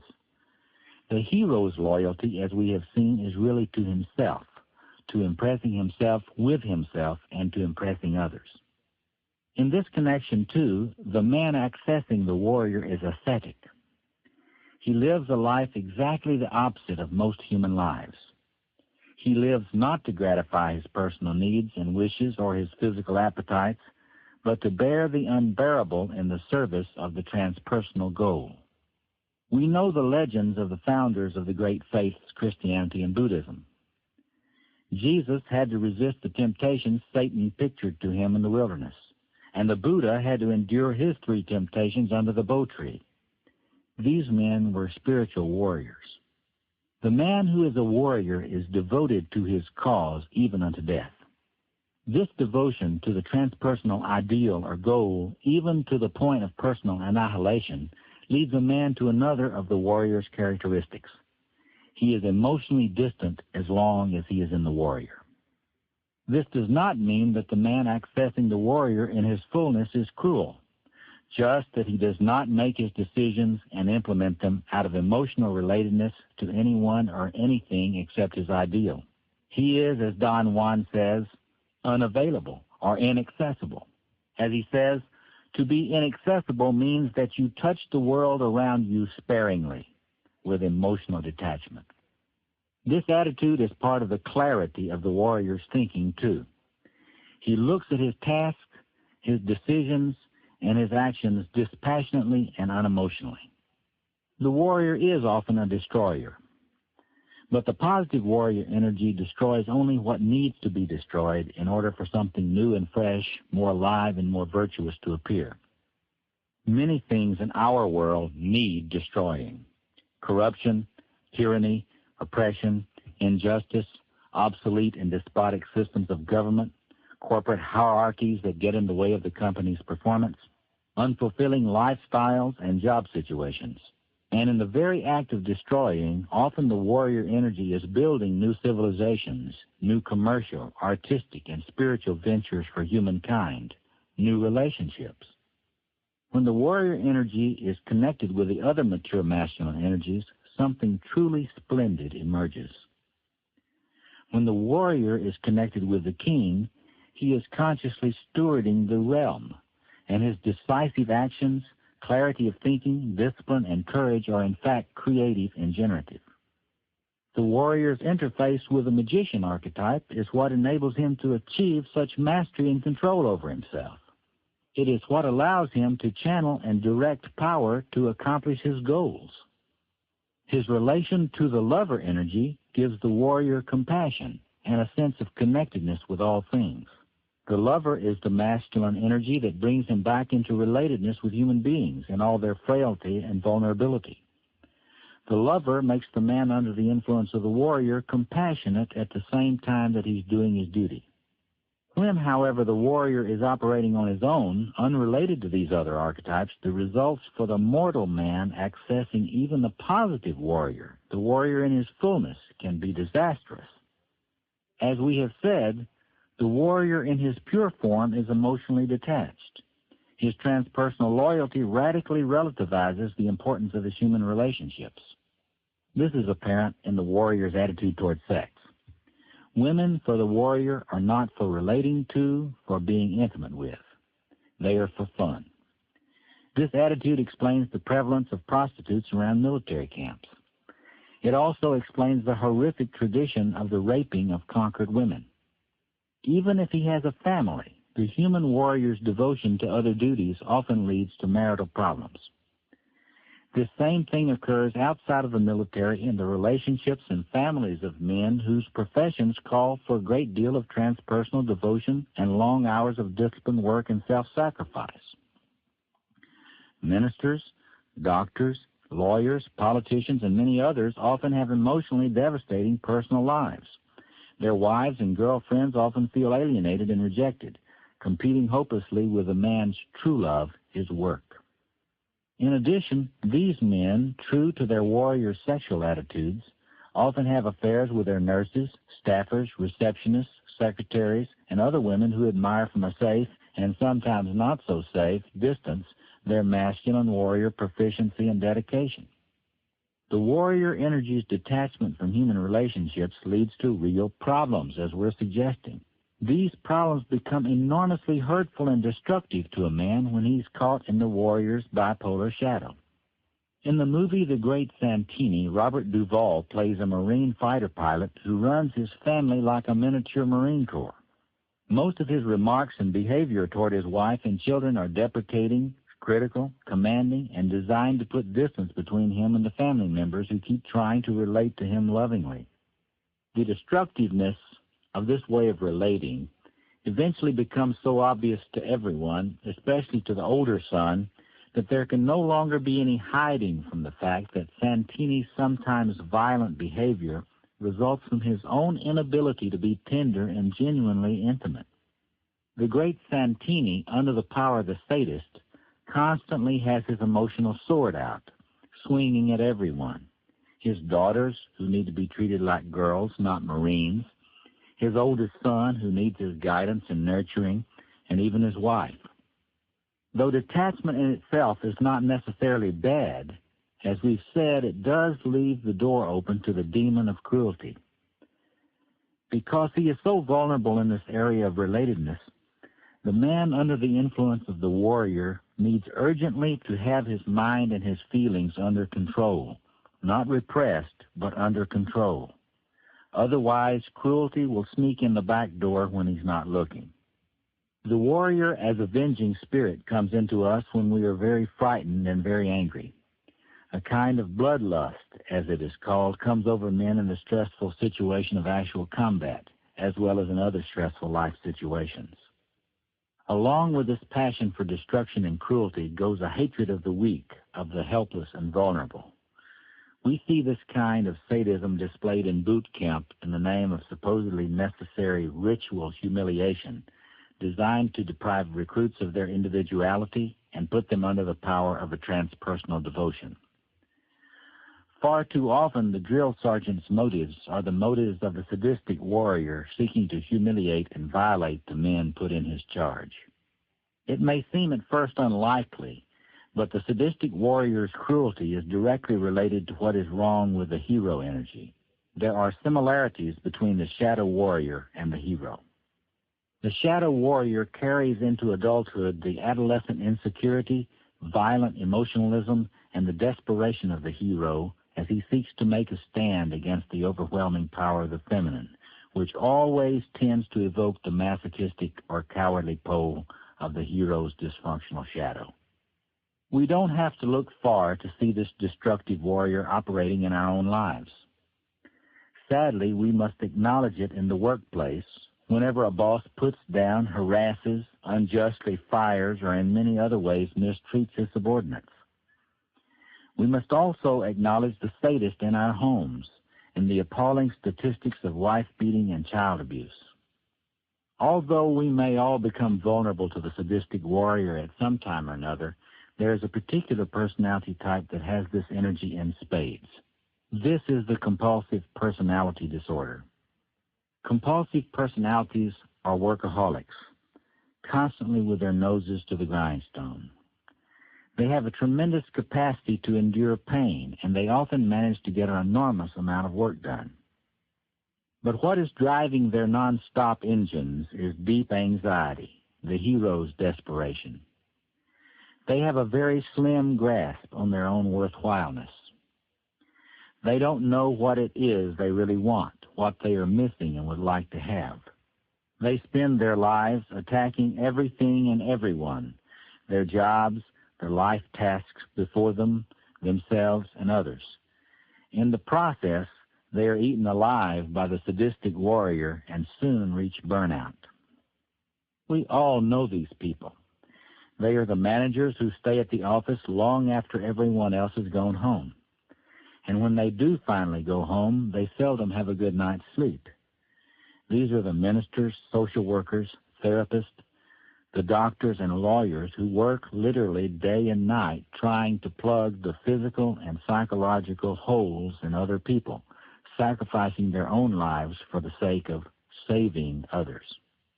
In the process, they really do a lot of harm, both to themselves and to those others who can't measure up to their impossible standards. They can't, of course, measure up to their own standards, so they mercilessly abuse themselves. If you have to admit to yourself that you really don't take care of yourself, that you don't care for your mental and physical well-being, then very probably the shadow warrior has got you. As we've already suggested, men in some professions are especially endangered by dysfunctional warrior energy. The military is an obvious example. What may not be so obvious is that revolutionaries and activists of all kinds may also fall into the sadistic pole of the shadow warrior. The old saying that we become what we hate applies here. It is a sad truth that leaders of revolutions, political, social, economic, the little revolutions within the corporation or the voluntary organization, once they have ousted the tyrants and oppressors, often by violence and terrorism, become themselves the new tyrants and the new oppressors. Salespeople and teachers, along with members of the many other professions already cited, can easily fall prey to compulsive, self-driven workaholic patterns. Any profession that puts a great deal of pressure on a person to perform at his best all the time leaves us vulnerable to the shadow system of the warrior. If we are not secure enough in our own inner structure, we will rely on our performance in the outer world to bolster our self-confidence. And because the need for this bolstering is so great, our behavior will gravitate toward the compulsive.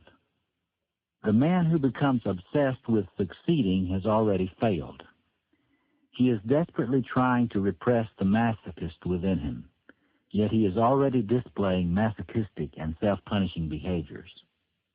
The masochist is the passive pole of the warrior's shadow, that pushover and whipped puppy that lies just beneath the sadist's rageful displays. Men are right to fear the coward within them, even if they don't have the sense to fear their macho exteriors. The masochist projects the warrior energy onto others and causes a man to experience himself as powerless. The man possessed with a masochist is unable to defend himself psychologically. He allows others and himself to push him around, to exceed the limits of what he can tolerate and still keep his self-respect, not to mention his psychological and physical health. All of us, no matter what our walk of life, can fall under the power of the warrior's bipolar shadow in any area of our lives. It may be that we don't know when to quit an impossible relationship, a circle of friends, or a frustrating job. We all know the saying, quit while you're ahead, or learn to cut your losses. The compulsive personality, no matter what the danger signs, digs in and works harder. If we are under the power of the masochist, we will take far too much abuse for far too long and then explode in a sadistic outburst of verbal and even physical violence. This kind of oscillation between the active and passive poles of archetypal shadows is characteristic of those dysfunctional systems. If we are possessed by the active pole of the warrior shadow, we will experience him in his sadistic form. We will abuse ourselves and others. If we feel that we are not in touch with the warrior, however, we will be possessed by his passive pole. We will be cowardly masochists. We will dream but not be able to act decisively to make our dreams come true. We will lack vigor and be depressed. We will lack the capacity to endure the pain necessary for the accomplishment of any worthwhile goal. As we do with all of the archetypes described on these tapes, we all need to ask ourselves not if we are possessed by one or both poles of their shadow systems, but in what ways we are failing to access properly the masculine energy potentials available to us. If we are accessing the warrior appropriately, we will be energetic, decisive, courageous, enduring, persevering, and loyal to some greater good beyond our own personal gain. At the same time, we need to be leavening the warrior with the energies of the other mature masculine forms, the king, the magician, and the lover. If we are accessing the warrior in the right way, we will, at the same time that we are detached, be warm, compassionate, appreciative, and generative. We will care for ourselves and others. We will fight good fights in order to make the world a better and more fulfilling place for everyone. There's a wonderful scene in the movie The Right Stuff in which Gordo Cooper reaches a tracking station in Australia's outback from which he's going to monitor John Glenn's first orbital flight. As he pulls up to the station and steps out of his Land Rover, he meets a band of Aborigines camping there. A young man steps forward. Gordo asks him, "Who are you guys?" The Aborigine replies, "We're Aborigines. Who are you?" Gordo says, "I'm an astronaut. I fly up there among the moon and the stars." The young Aborigine replies, "Oh, you too? See that bloke over there?" And he points to a wizened old man sitting under the shadow of an umbrella, his eyes squinting into the distance as if he's staring into a reality others do not see. The young Aborigine explains, "He knows too. He flies too. He knows." Later that night, while Glenn is orbiting overhead, sparks flying from his deteriorating heat shield, the Aborigines build a huge bonfire, swing their bull roarers, and waft the sparks from the fire skyward to join, so the movie editing shows it, the sparks from Glenn's capsule. By sympathetic magic, the channeling of hidden energies, the Aborigine magician helps give Glenn strength and aids him on his way. We often mistakenly think that we are very different from our ancient ancestors, with our great knowledge and our amazing technology. But the origins of our knowledge and our technology lie in the minds of men like that old Aborigine. He and all those like him in tribal and ancient societies were accessing the magician energy. And it is the magician energy that drives our own modern civilization. Shamans, medicine men, wizards, witch doctors, brujos, inventors, scientists, doctors, lawyers, technicians, All these are accessing the same masculine energy pattern, no matter what age or culture they live in. The energies of the magician archetype, wherever and whenever we encounter them, are twofold. The magician is the knower, and he is the master of technology. Furthermore, the man who is guided by the power of the magician is able to fulfill these magician functions in part by his use of ritual initiatory process. He is the ritual elder who guides the process of transformation both within and without. The human magician is always an initiate himself, and one of his tasks is to initiate others. But of what is he an initiate? The magician is an initiate of secret and hidden knowledge of all kinds. And this is the important point. All knowledge that takes special training to acquire is the province of the magician energy. The magician is a universal archetype that has operated in the masculine psyche throughout history. It can be accessed today by modern men in their work and in their personal lives. It is thought by some anthropologists that in the very ancient past, the masculine energies of the king, the warrior, the magician, and the lover were once inseparable, and that one man, the chief, manifested all the functions of these archetypes in an holistic way. Since all four of these energies are in the masculine self and balanced there, it may be that the chief was the only one in the tribe who experienced himself as a whole man. Be that as it may, in the Aboriginal societies that still exist today, these masculine energies are already somewhat distinct. There is the king or chief, and there are the chief's warriors, and there is the magician, the holy man, the witch doctor, the shaman. Whatever his title, his specialty is knowing something that others don't know. He knows, for instance, the secrets of the movements of the stars, the phases of the moon, the north-south swings of the sun. He knows when to plant and when to harvest, or when the herds will arrive next spring. He can predict the weather. He has knowledge of medicinal herbs and of poisons. He understands the hidden dynamics of the human psyche, and so can manipulate other human beings for good or ill. He is the one who can effectively bless and curse. He understands the links between the unseen world of the spirits, the divine world, and the world of human beings and of nature. It is to him that people go with their questions, their problems, pains, and diseases of the body and of the mind. He is confessor and priest. He is the one who can think through the issues that are not obvious to other people. He is a seer and a prophet in the sense not only of predicting the future, but also of seeing deeply. This secret knowledge, of course, gives the magician an enormous amount of power. And because he has knowledge of the dynamics of energy flows and patterns in nature, in human individuals and in societies, and among the gods, the deep unconscious forces, he is a master at containing and channeling power.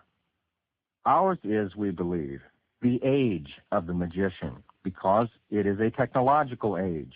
It is an age of the magician, at least in his materialistic concern with understanding and having power over nature. But in terms of non-materialistic, psychological, or spiritual initiatory process, the magician energy seems to be in short supply. We have already noted the absence of ritual elders who can initiate men into the deeper and more mature levels of masculine identity. Ours is an age, as we've said, of personal and gender identity chaos. And chaos is always the result of inadequate accessing of the magician in some vital area of life. Two sciences, subatomic physics and depth psychology, still do the work of the ancient magicians in a holistic way that brings together the material and the psychological sides of the magician energy. Each seeks to know and then to at least partially control the very well springs of the same hidden energies the ancients probed so profoundly. Modern subatomic physics, it has been said, looks very much like Eastern mysticism as it approaches the intuitive insights of Hinduism and Taoism. This new physics is discovering a micro-world beneath our seemingly solid macro-world of sense perceptions. In this hidden world beneath the surface of things, reality becomes very strange indeed. Particles and waves, so radically different in their properties in the macro world, in the micro world are the same thing. A particle can appear to be in two separate places at the same time without ever having divided. Matter loses its solidity and seems to be like gathered nodes of energy, concentrated in localized spots for more or less brief periods of time. And energy itself seems to arise out of an even more deeply concealed grid-like patterning of the void of space, which can no longer be viewed as nothing. Particles arise from this underlying energy field like waves on the ocean, only to subside or decay again into the nothingness from which they came. Questions arise about time. What is it? What direction is it going? Does it ever reverse? Do certain kinds of subatomic particles travel backward in time and then reverse their direction to move in our time again? What is the origin of the universe and its final fate? In the light of these new discoveries and questions, old questions resurface. What is the nature of being and of non-being? Are there, in fact, the other dimensions that mathematics predicts?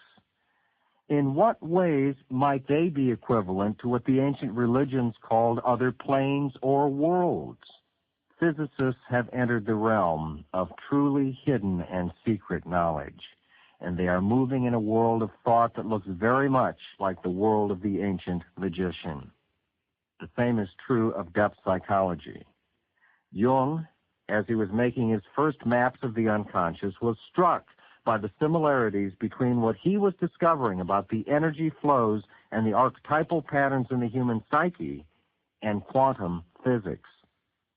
Jung realized that he had stumbled onto a vast world that modern people had largely neglected, a world of living images and symbols that rose and fell like the waves of energy that seemed to account for our material universe.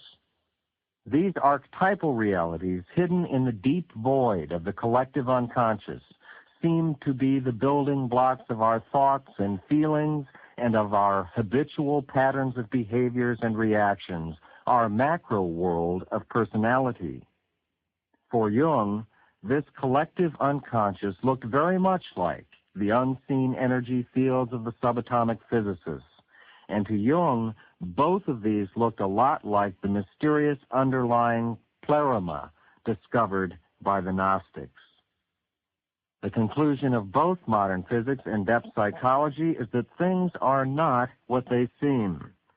What we experience as normal reality about ourselves and nature is only the tip of an iceberg that rises out of an unfathomable abyss. Knowledge of this hidden realm is the province of the magician, and it is through the magician energy that we will come to understand our lives with a degree of profundity not dreamed of for at least 1,000 years of Western history. What does all this mean for us men pursuing our quests for personal happiness and the life enhancement of our loved ones, our companies, our causes, our peoples, our nations, and the world? What functions does the magician energy of the mature masculine perform in our daily lives? The magician energy is the archetype of awareness and of insight primarily, but also of knowledge of anything that is not immediately apparent or commonsensical. It is the archetype that governs what is called in psychology the observing ego. While it is sometimes assumed in depth psychology that the ego is secondary in importance to the unconscious, the ego is in fact vital to our survival. It is only when it is possessed by, identified with, and inflated by another energy form, an archetype or a complex, which is an archetypal fragment, like the tyrant, for instance, that it malfunctions. Its proper role is to stand back and to observe, to monitor the data coming in from both the outside and the inside, and then, out of its wisdom, to make the necessary life decisions. When the observing ego is aligned with the masculine self along an ego-self axis, it is initiated into the secret wisdom of this self. It is, in one sense, a servant of the masculine self, but in another sense, it is the leader and the channeler of this self's power. It is, then, a vital player in the personality as a whole. The observing ego is detached from the ordinary flow of daily events, feelings, and experiences. The magician archetype, in concert with this observing ego, keeps us insulated from the overwhelming power of the other archetypes. It is the mathematician and the engineer in each of us that regulates the life functions of the psyche as a whole. The magician energy is present in the warrior archetype in the form of his clarity of thinking. Whenever we are faced with what seems like an impossible decision in our daily lives, whenever we make decisions with careful and insightful deliberation, we are accessing the magician. The magician often comes online in a crisis. Often, in difficult situations, people are drawn into some kind of space and time frame that can be called sacred because it is so different from the space and time we normally experience. This sacred space is something men who are guided by the magician know well. These men may actually put themselves into that space deliberately, much like ritual magicians who draw their magic circles and recite their incantations. They enter this space by listening to certain musical pieces, by tending to a hobby, by taking long walks in the woods, by meditating on certain themes and mental pictures, and by many other methods. When they enter this sacred space within, they can be in touch with the magician. They can emerge from the inner space seeing what they need to do about a problem and knowing how to do it. We believe that the many ways in which the magician has appeared in history and in which he appears among men today are mere fragments of a once whole image. That primordial magician in men has manifested itself most fully in what anthropologists refer to as the shaman. The shaman in traditional societies was the healer, the one who restored life, who found lost souls, and who discovered the hidden causes of misfortune. He was the one who restored wholeness and fullness of being to both individuals and communities. Indeed, the magician energy today still has the same ultimate aim. The magician and the shaman, as his fullest human vessel, aims at fullness of being for all things.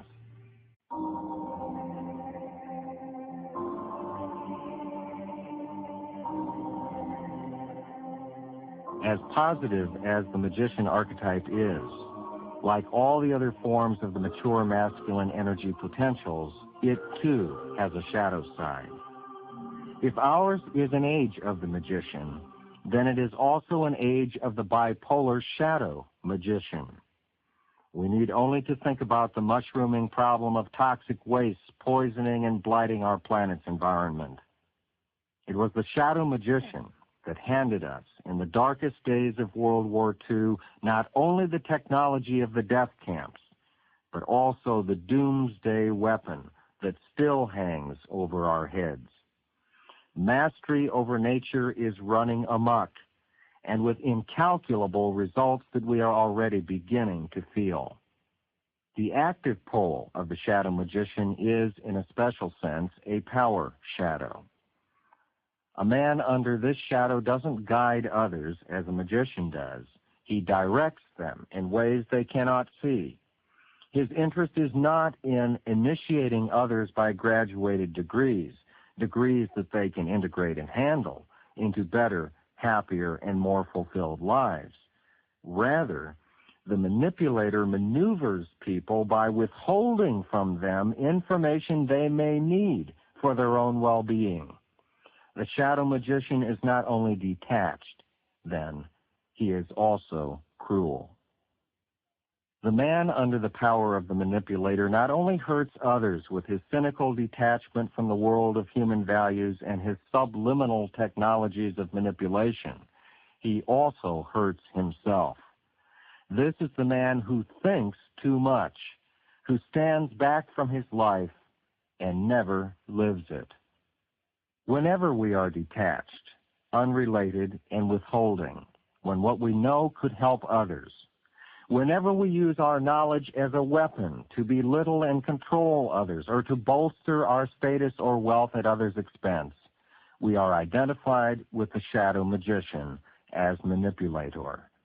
We are doing black magic, damaging ourselves as well as those who could benefit from our wisdom.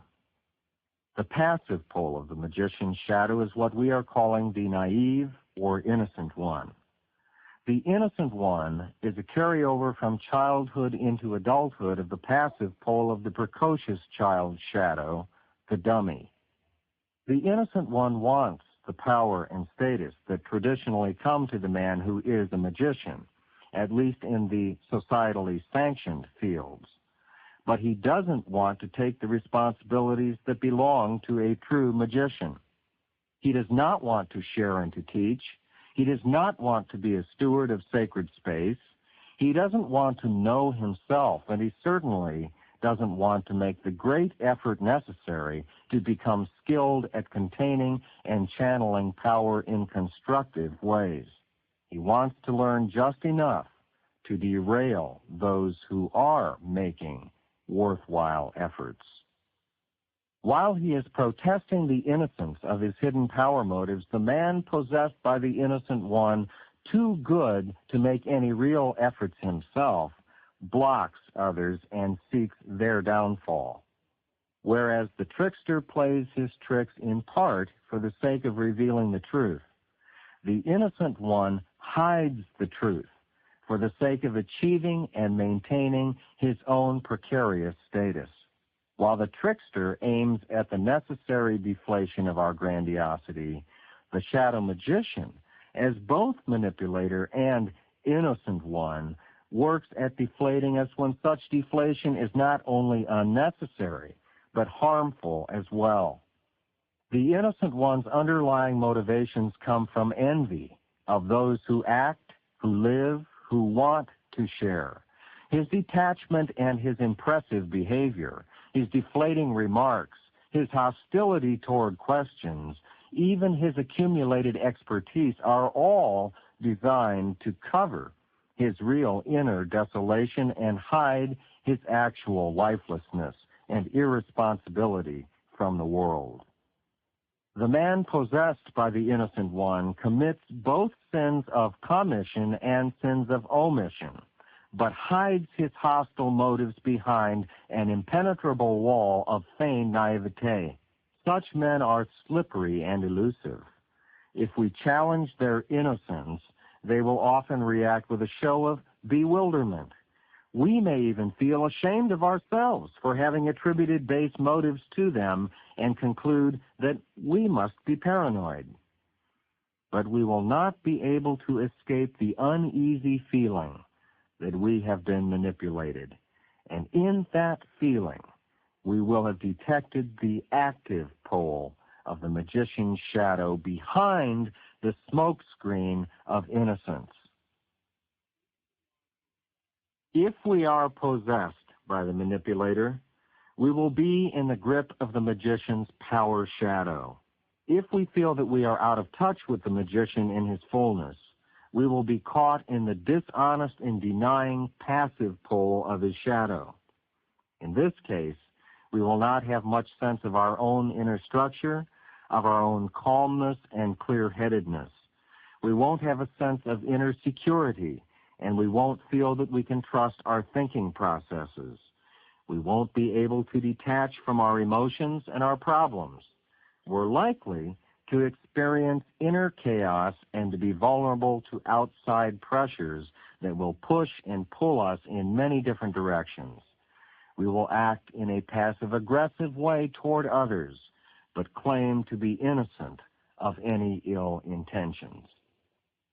If we are accessing the magician appropriately, we will be adding to our professional and personal lives a dimension of clear-sightedness, of deep understanding and reflection about ourselves and others, and technical skill in our outer work and in our inner handling of psychological forces. As we access the magician, we need to regulate this energy with the other three archetypes of mature masculinity patterns. None of them, as we've suggested, works well alone. We need to mix with the magician the king's concern for generativity and generosity, the warrior's ability to act decisively and with courage, and the lover's deep and convinced connectedness to all things. We will then be using our knowledge, our containment, and our channeling of energy flows for human benefit, and perhaps for the enhancement of the whole planet. There are many forms of love. The ancient Greeks spoke of agape, non-erotic love, what the Bible calls brotherly love. They spoke of eros, both in the narrow sense of phallic or sexual love, and in the wider sense of love as the bonding and uniting urge of all things. The Romans spoke of amor, the complete union of one body and soul with another body and soul. These forms and all other forms of love, for the most part varieties of these, are the living expression of the lover energy in human life. Jungians often use the name of the Greek god Eros to talk about the lover energy. They also use the Latin term libido. By these terms, they mean not just sexual appetites, but a general appetite for life. We believe that the lover, by whatever name, is the primal energy pattern of what we could call vividness, aliveness, and passion. It lives through the great primal hungers of our species for sex, food, well-being, reproduction, creative adaptation to life's hardships, and ultimately a sense of meaning without which human beings cannot go on with their lives. The lover's drive is to satisfy those hungers. The lover archetype is primary to the psyche also because it is the energy of sensitivity to the outer environment. It expresses what Jungians call the sensation function, the function of the psyche that is trained in on all of the details of sensory experience, the function that notices color and forms, sounds, tactile sensations, and smells. The lover also monitors the changing textures of the inner psychological world as it responds to incoming sensory impressions. We can easily see the survival value of this energy potential for our distant ancestors who struggled for survival in a dangerous world. How does the lover show up in men today? How does he help us to survive and even to flourish? What are the lover's characteristics? The lover is the archetype of play and display, of healthy embodiment, of being in the world of sensuous pleasure and in one's own body without shame. Thus, the lover is deeply sensual, sensually aware and sensitive to the physical world in all its splendor. For the man accessing the lover, all things are bound to each other in mysterious ways. He sees the world in a grain of sand. This is the consciousness that knew long before the invention of holography that we live in a holographic universe, in which every part reflects every other in immediate and sympathetic union. It isn't just that the lover energy sees the world in a grain of sand. He feels that this is so. We believe that the man accessing the lover is open to a collective unconscious, perhaps even vaster than that which Jung proposed. Jung's collective unconscious is the unconscious of human beings as an entire species, and contains, as Jung said, the unconscious memories of all that has ever happened in the lives of all the people that have ever lived. But if, as Jung suggested, the collective unconscious appears to be limitless, why stop here? What if the collective unconscious is vast enough to include the impressions and sensations of all living things? Perhaps, indeed, it includes what some scientists are now calling primary awareness, even in plants. Eastern philosophers have said that we are like waves on the surface of this vast sea. The lover energy has immediate and intimate contact with this underlying oceanic connectedness. Along with sensitivity to all inner and outer things comes passion. The lover's connectedness is not primarily intellectual. It is through feeling. The primal hungers are felt passionately in all of us, at least beneath the surface. But the lover knows this with a deep knowing. Being close to the unconscious means being close to the fires of life, and on the biological level, to the fires of the life-engendering metabolic processes. The man under the influence of the lover wants to touch and be touched. He wants to touch everything physically and emotionally, and he wants to be touched by everything. He recognizes no boundaries. He wants to live out the connectedness he feels with the world inside, in the context of his powerful feelings, and outside in the context of his relationships with other people. Ultimately, he wants to experience the world of sensual experience in its totality. The lover energy, arising as it does out of the Oedipal child, is also the source of spirituality, especially of what we call mysticism.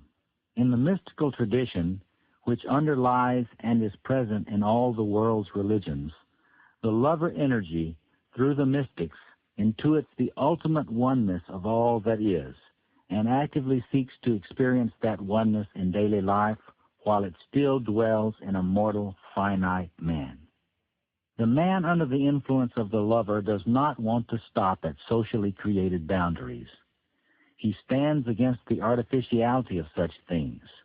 His life is often unconventional.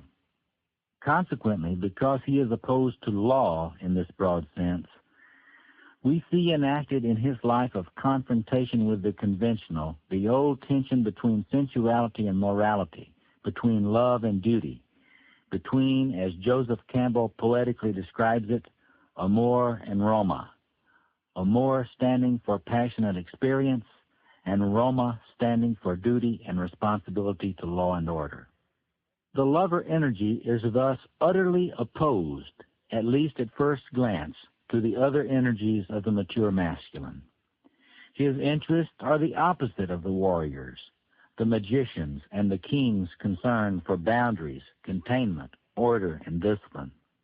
What is true within each man's psyche is true in the panorama of history and cultures as well.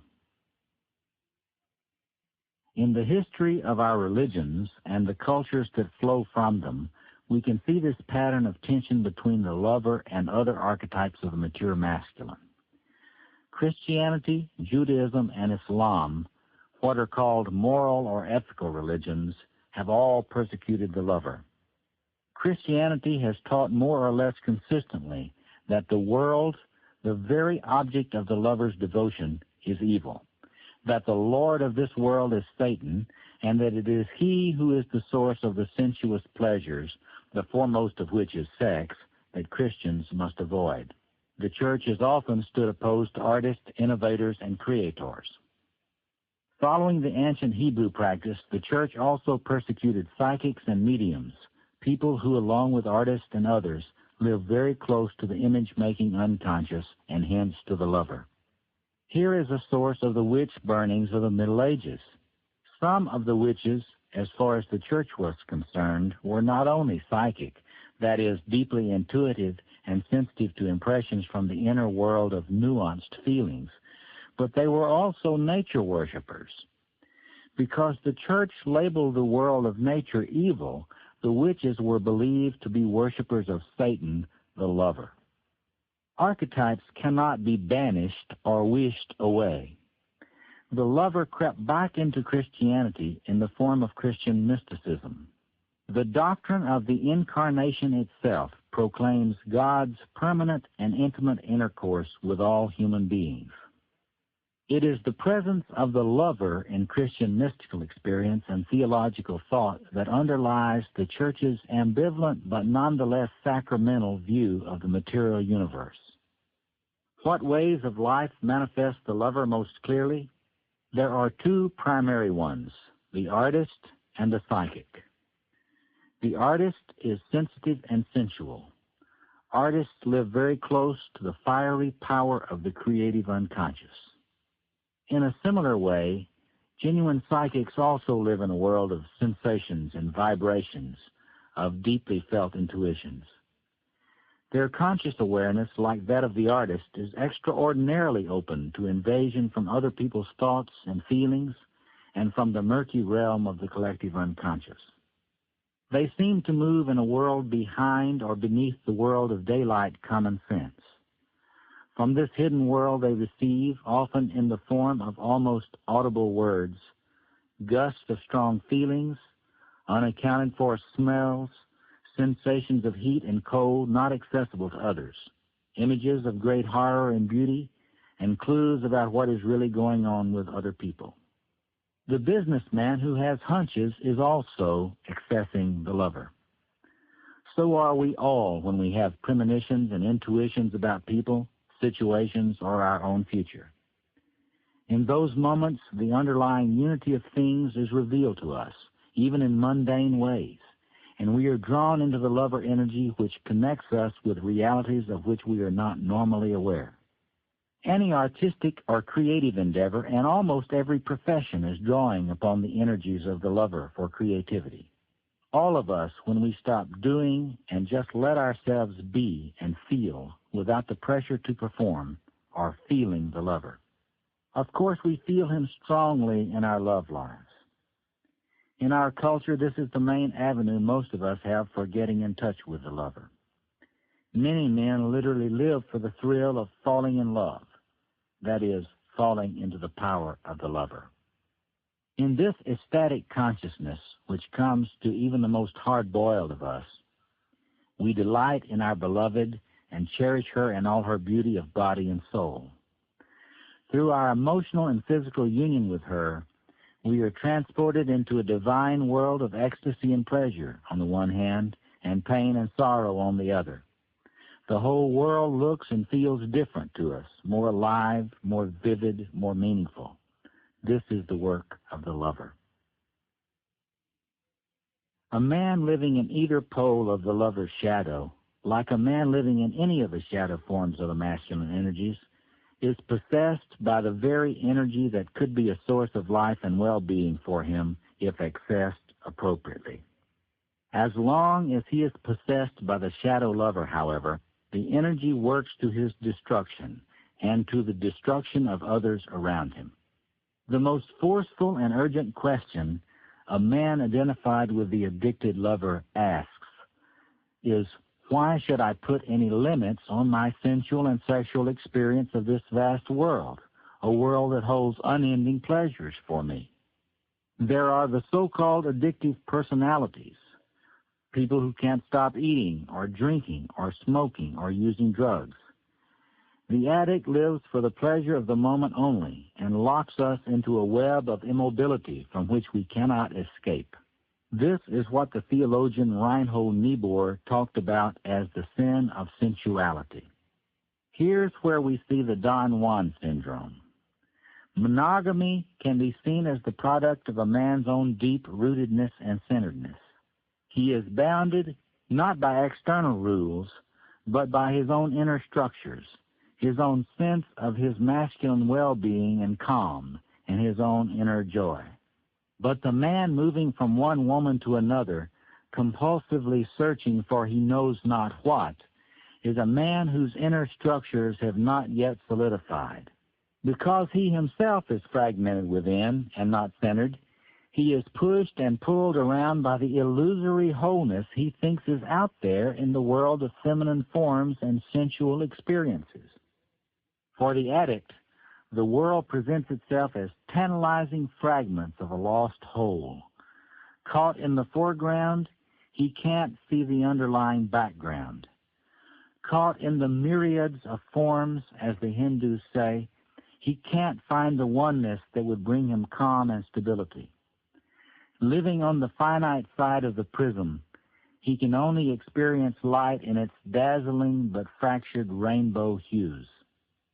This is another way of talking about what ancient religions called idolatry.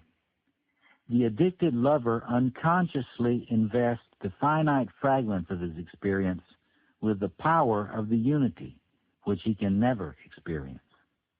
The restlessness of the man under the power of the addict is an expression of his search for a way out of the spider's web. The man who is possessed by the web of Maya is twisting and turning, frantically struggling to find a way out of the world. But instead of taking the only way out there is, he struggles and deepens his predicament. This happens because what he thinks is the way out is really the way deeper in. Psychologists talk about the problems that stem from a man's possession by the addict as boundary issues. For the man possessed by the addict, there are no boundaries. As we've said, the lover does not want to be limited, and when we are possessed by him, we cannot stand to be limited. A man possessed by the addicted lover is really a man possessed by the unconscious, his own personal unconscious and the collective unconscious. He is overwhelmed by it as if by the sea. This oceanic chaos, the unconscious, is, as we have seen, imaged in many mythologies as feminine. It is mother. We can see then how the shadow lover as addict is a carryover from childhood into adulthood of the absorption into the mother of the mama's boy. The man under the power of the addict is still within the mother, and he's struggling to get out. He must learn that his lack of masculine structure, his lack of discipline, his resulting affairs, and his authority problems will inevitably get him into trouble. What happens if we feel that we are out of touch with the lover in his fullness? We are then possessed by the impotent lover. We will experience our lives in an unfeeling way. We will describe symptoms that psychologists call flattened affect, lack of enthusiasm, lack of vividness, lack of aliveness. We will feel bored and listless. We may have trouble getting up in the morning and trouble going to sleep at night. We may find ourselves speaking in a monotone. We may find ourselves increasingly alienated from our family, our coworkers, and our friends. We may feel hungry but lack an appetite. Everything may begin to feel like the passage in the biblical book of Ecclesiastes that declares, "All is vanity and a striving after wind," and "There is nothing new under the sun." In short, we will become depressed. People who are habitually possessed by the impotent lover are chronically depressed. They feel a lack of connection with others, and they feel cut off from themselves. We see this in therapy often. The therapist will be able to tell from the expression on the client's face or from his body language that some feeling is trying to express itself. But if we ask the client what he is feeling, he will have absolutely no idea. He may say something like, "I don't know, I just feel there's this kind of fog. Everything is just hazy." This often happens when the client is getting too close to really hot material. What happens then is that a shield goes up between the conscious ego and the feeling. That shield is depression. But we all know that when we're depressed that we just don't have the motivation to do the things we either want to do or have to do. This frequently happens to the elderly. Their physical problems, isolation, and lack of useful work plunge them into depression. The zest for life is gone. The lover seems nowhere to be found. Pretty soon these older men stop fixing meals for themselves. They feel that there's nothing to live for. The Bible says that without a vision, the people perish. It is specifically without the imaging and visioning of the lover that people perish. But it isn't just the lack of a vision that signifies the oppressive power of the impotent lover in a man's life.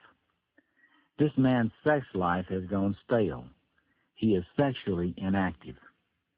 Such sexual inactivity may stem from any number of factors: boredom and lack of ecstasy with his mate, smoldering anger about his relationship, tension and stress on the job, money worries, or the sense of being emasculated by the feminine or by the other men in his life. In conjunction with the impotent lover, this man has either regressed into a presexual boy, or he is mainlining either the warrior or the magician, or a combination of the three. His sexual and sensual sensitivity has been overwhelmed by other concerns. As his sexual partner becomes more demanding, he withdraws even further into the passive pole of the lover's shadow.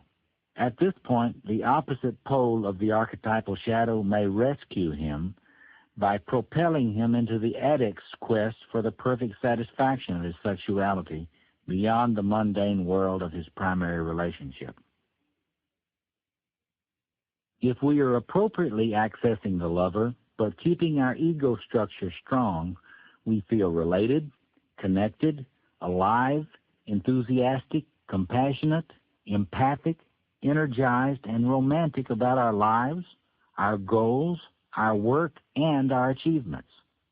It is the lover, properly accessed, that gives us a sense of meaning, what we've been calling spirituality. It is the lover who is the source of our longings for a better world for ourselves and others. He it is who is the idealist and the dreamer. He is the one who wants us to have an abundance of good things. I have come to bring you life, that you might have it more abundantly, says the lover.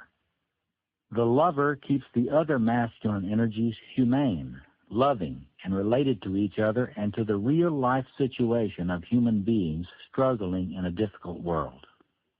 The king, the warrior, and the magician, as we've suggested, harmonize pretty well with each other. They do so because without the lover, they are all essentially detached from life. They need the lover to energize them, to humanize them, and to give them their ultimate purpose, love. They need the lover to keep them from becoming sadistic. The lover needs them as well. The lover without boundaries, in his chaos of feelings and sensuality, needs the king to define limits for him, to give him structure, to order his chaos so that it can be channeled creatively. Without limits, the lover energy turns negative and destructive.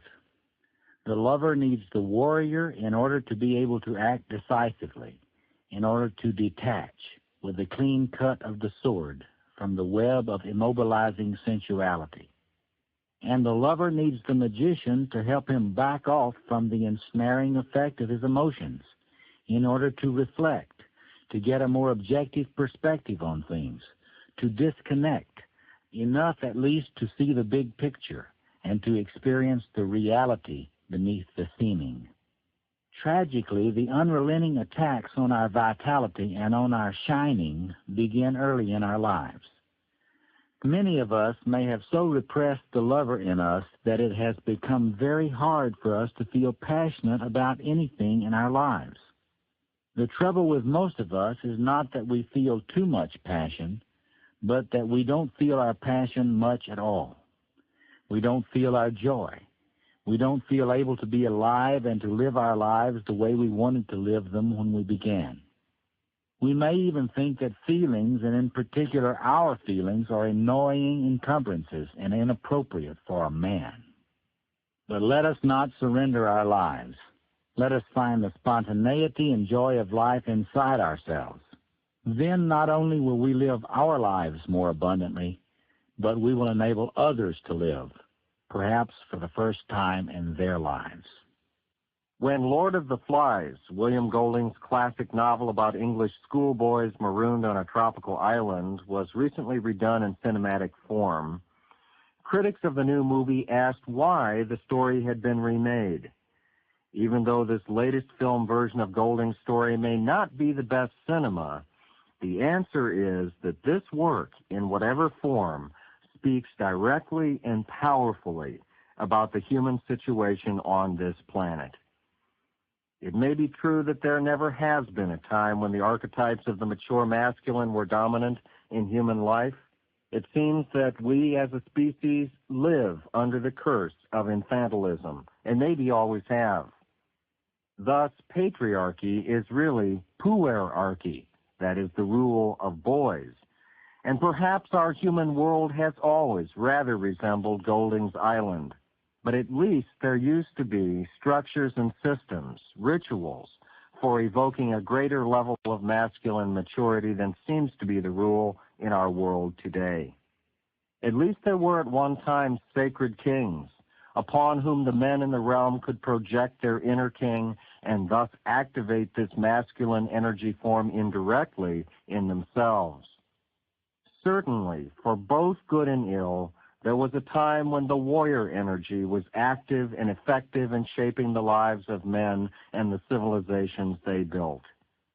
And though always the prerogative of only a few, the magician was able to help individual men with their life problems and to gain for the society some control over the unpredictable world of nature. And the lover was also held in high regard in the cultures that celebrated seers and prophets, cave painters and poets. All that is changed now, cashed in for personal wealth and aggrandizement, the currency of the day. Yet ours is a world that needs the masculine energies in their maturity more urgently than ever in human history. It is a strange irony that at the very moment when all of civilization seems to be nearing its greatest initiation ever, from a fragmented tribal way of life to a more whole, more universal life, that just at this moment, the ritual processes for turning boys into men have all but disappeared from the planet. Just at the time when it is necessary for survival that immaturity be replaced by maturity, we are thrown back upon our own inner resources as men, struggling toward a wiser future for ourselves and our world, pretty much alone. Maybe this is as it should be. The evolutionary process has placed the powerful resources of the four masculine archetypes within every man and has called upon them in different periods of human history to solve different problems and to dare the unthinkable, to organize laws out of chaos, to stimulate enormous outpourings of creativity and generativity like those that produced early civilizations, to gain some capacity to steward nature, both inner and outer, and to arouse tender appreciation and relatedness. Perhaps this growth process of our species has also arranged for the radical internalizing and psychologizing of these forces in modern men. If ours is an age of individualism in the deepest as well as in the most shallow sense, then let us be individuals. Let us nurture and welcome great individuals, individual men who will, with the benevolence of ancient kings, the courage and decisiveness of ancient warriors, the wisdom of magicians, and the passion of lovers, move energetically to take up the challenge of saving a world that has been cast down before us. There are certainly global needs and work enough to keep every man busy for the foreseeable future. Our effectiveness in meeting these challenges is directly related to how we as individual men meet the challenges of our own immaturity, how well we transform ourselves from men living our lives under the power of boy psychology to real men guided by the archetypes of man psychology will have a decisive effect on the outcome of our present world situation. We have briefly sketched the dimensions of the problem on these tapes. We have delineated the immature and the mature energy forms. We have shown something about how they interact with each other and how they give rise to each other in their shadow forms and in their fullness. In the time remaining, we'll look at some techniques for reconnecting appropriately with the archetypes of masculine maturity. The first step in doing this for each of us is critical self-appraisal.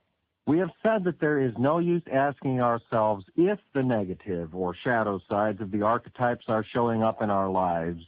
The realistic, honest question we need to ask is how they are manifesting. Let us remember that the key to maturity, to moving from boy psychology to man psychology, is to become humble, to be grasped by humility. Let us recall that true humility consists of two things. The first is knowing our limitations, and the second is getting the help we need.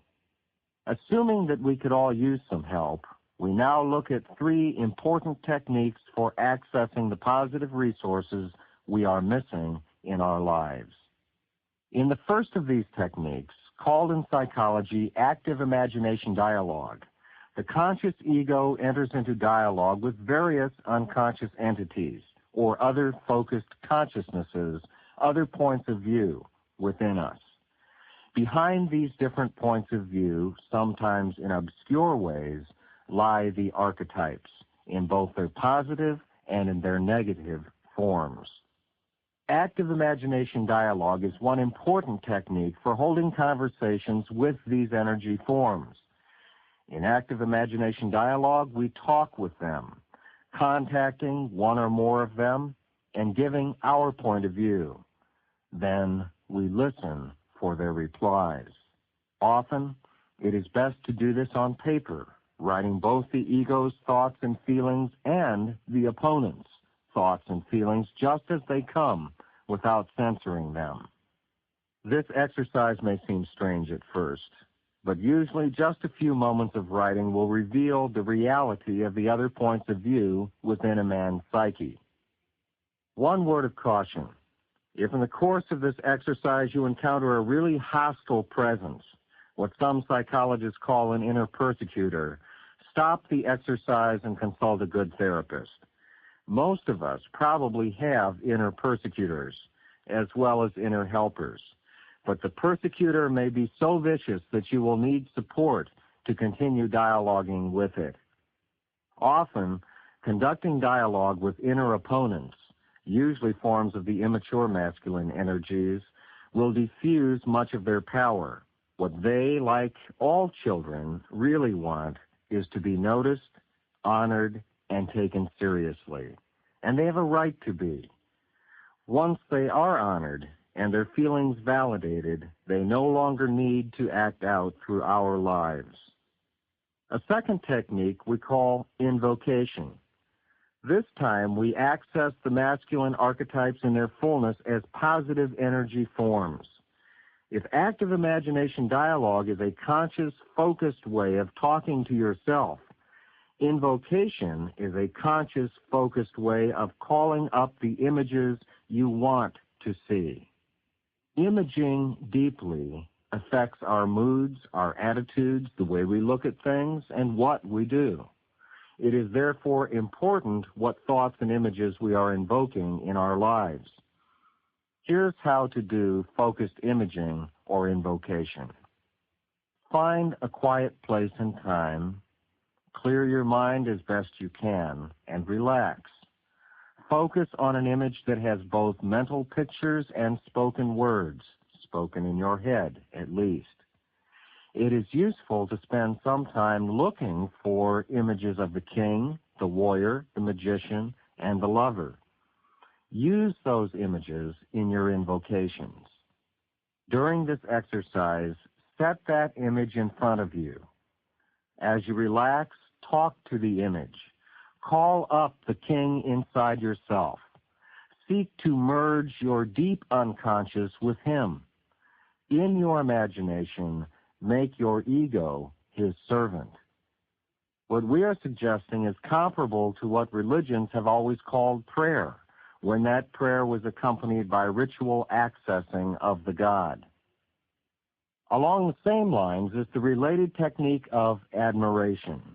Mature men need to admire other men, living and dead. We need especially to have contact with older men whom we can look up to. If such men are not available to us personally, we need to read their biographies and become familiar with their words and deeds. These men need not be perfect, because perfection, the realization of the completely whole man, can never be achieved. Movement toward wholeness is possible, however, and every man is individually responsible for such movement. It is precisely at our weak points, at those places within our psyches where we are possessed by the poles of an archetypal shadow system, that we need to invoke the strengths we lack but can appreciate in others. The point is that what images and thoughts we invoke determine to a large extent not only how things look to us, but how they actually are. A shift in our inner accessing of the archetypes of the mature masculine will effect a change in the outer circumstances of our lives. At the very least, a changed inner world will greatly enhance our capacity to deal with difficult circumstances and eventually turn them to better advantage for us, for those we love, and for our companies, our causes, and the world. Another technique for accessing the archetypes of the mature masculine relies on the time-validated technology of the actor trying to get into character. This technique we call acting as if. In this process, if you can't feel the character portrayed in your script, you begin by acting like the character would. You move and talk as this character would move and talk. You act as if. It's quite odd, but if you need to access more of the lover, for example, and sunsets don't interest you, go out and really look at a sunset. Act as if you appreciate it. Notice the colors. Force yourself to see the beauty. Pretty soon, strange as it may seem, you really may find yourself becoming interested in the sunset. A final word of encouragement. Any transformative process, like life itself, takes time and effort. We do our homework from the conscious side, and the unconscious, with its powerful resources, will, if approached in the right way, respond to our questions, our needs, and our woundedness in healing and generative ways. We wish to add our voices to those of the many men throughout history who, against enormous odds, have called for an end to the reign of the Lord of the Flies.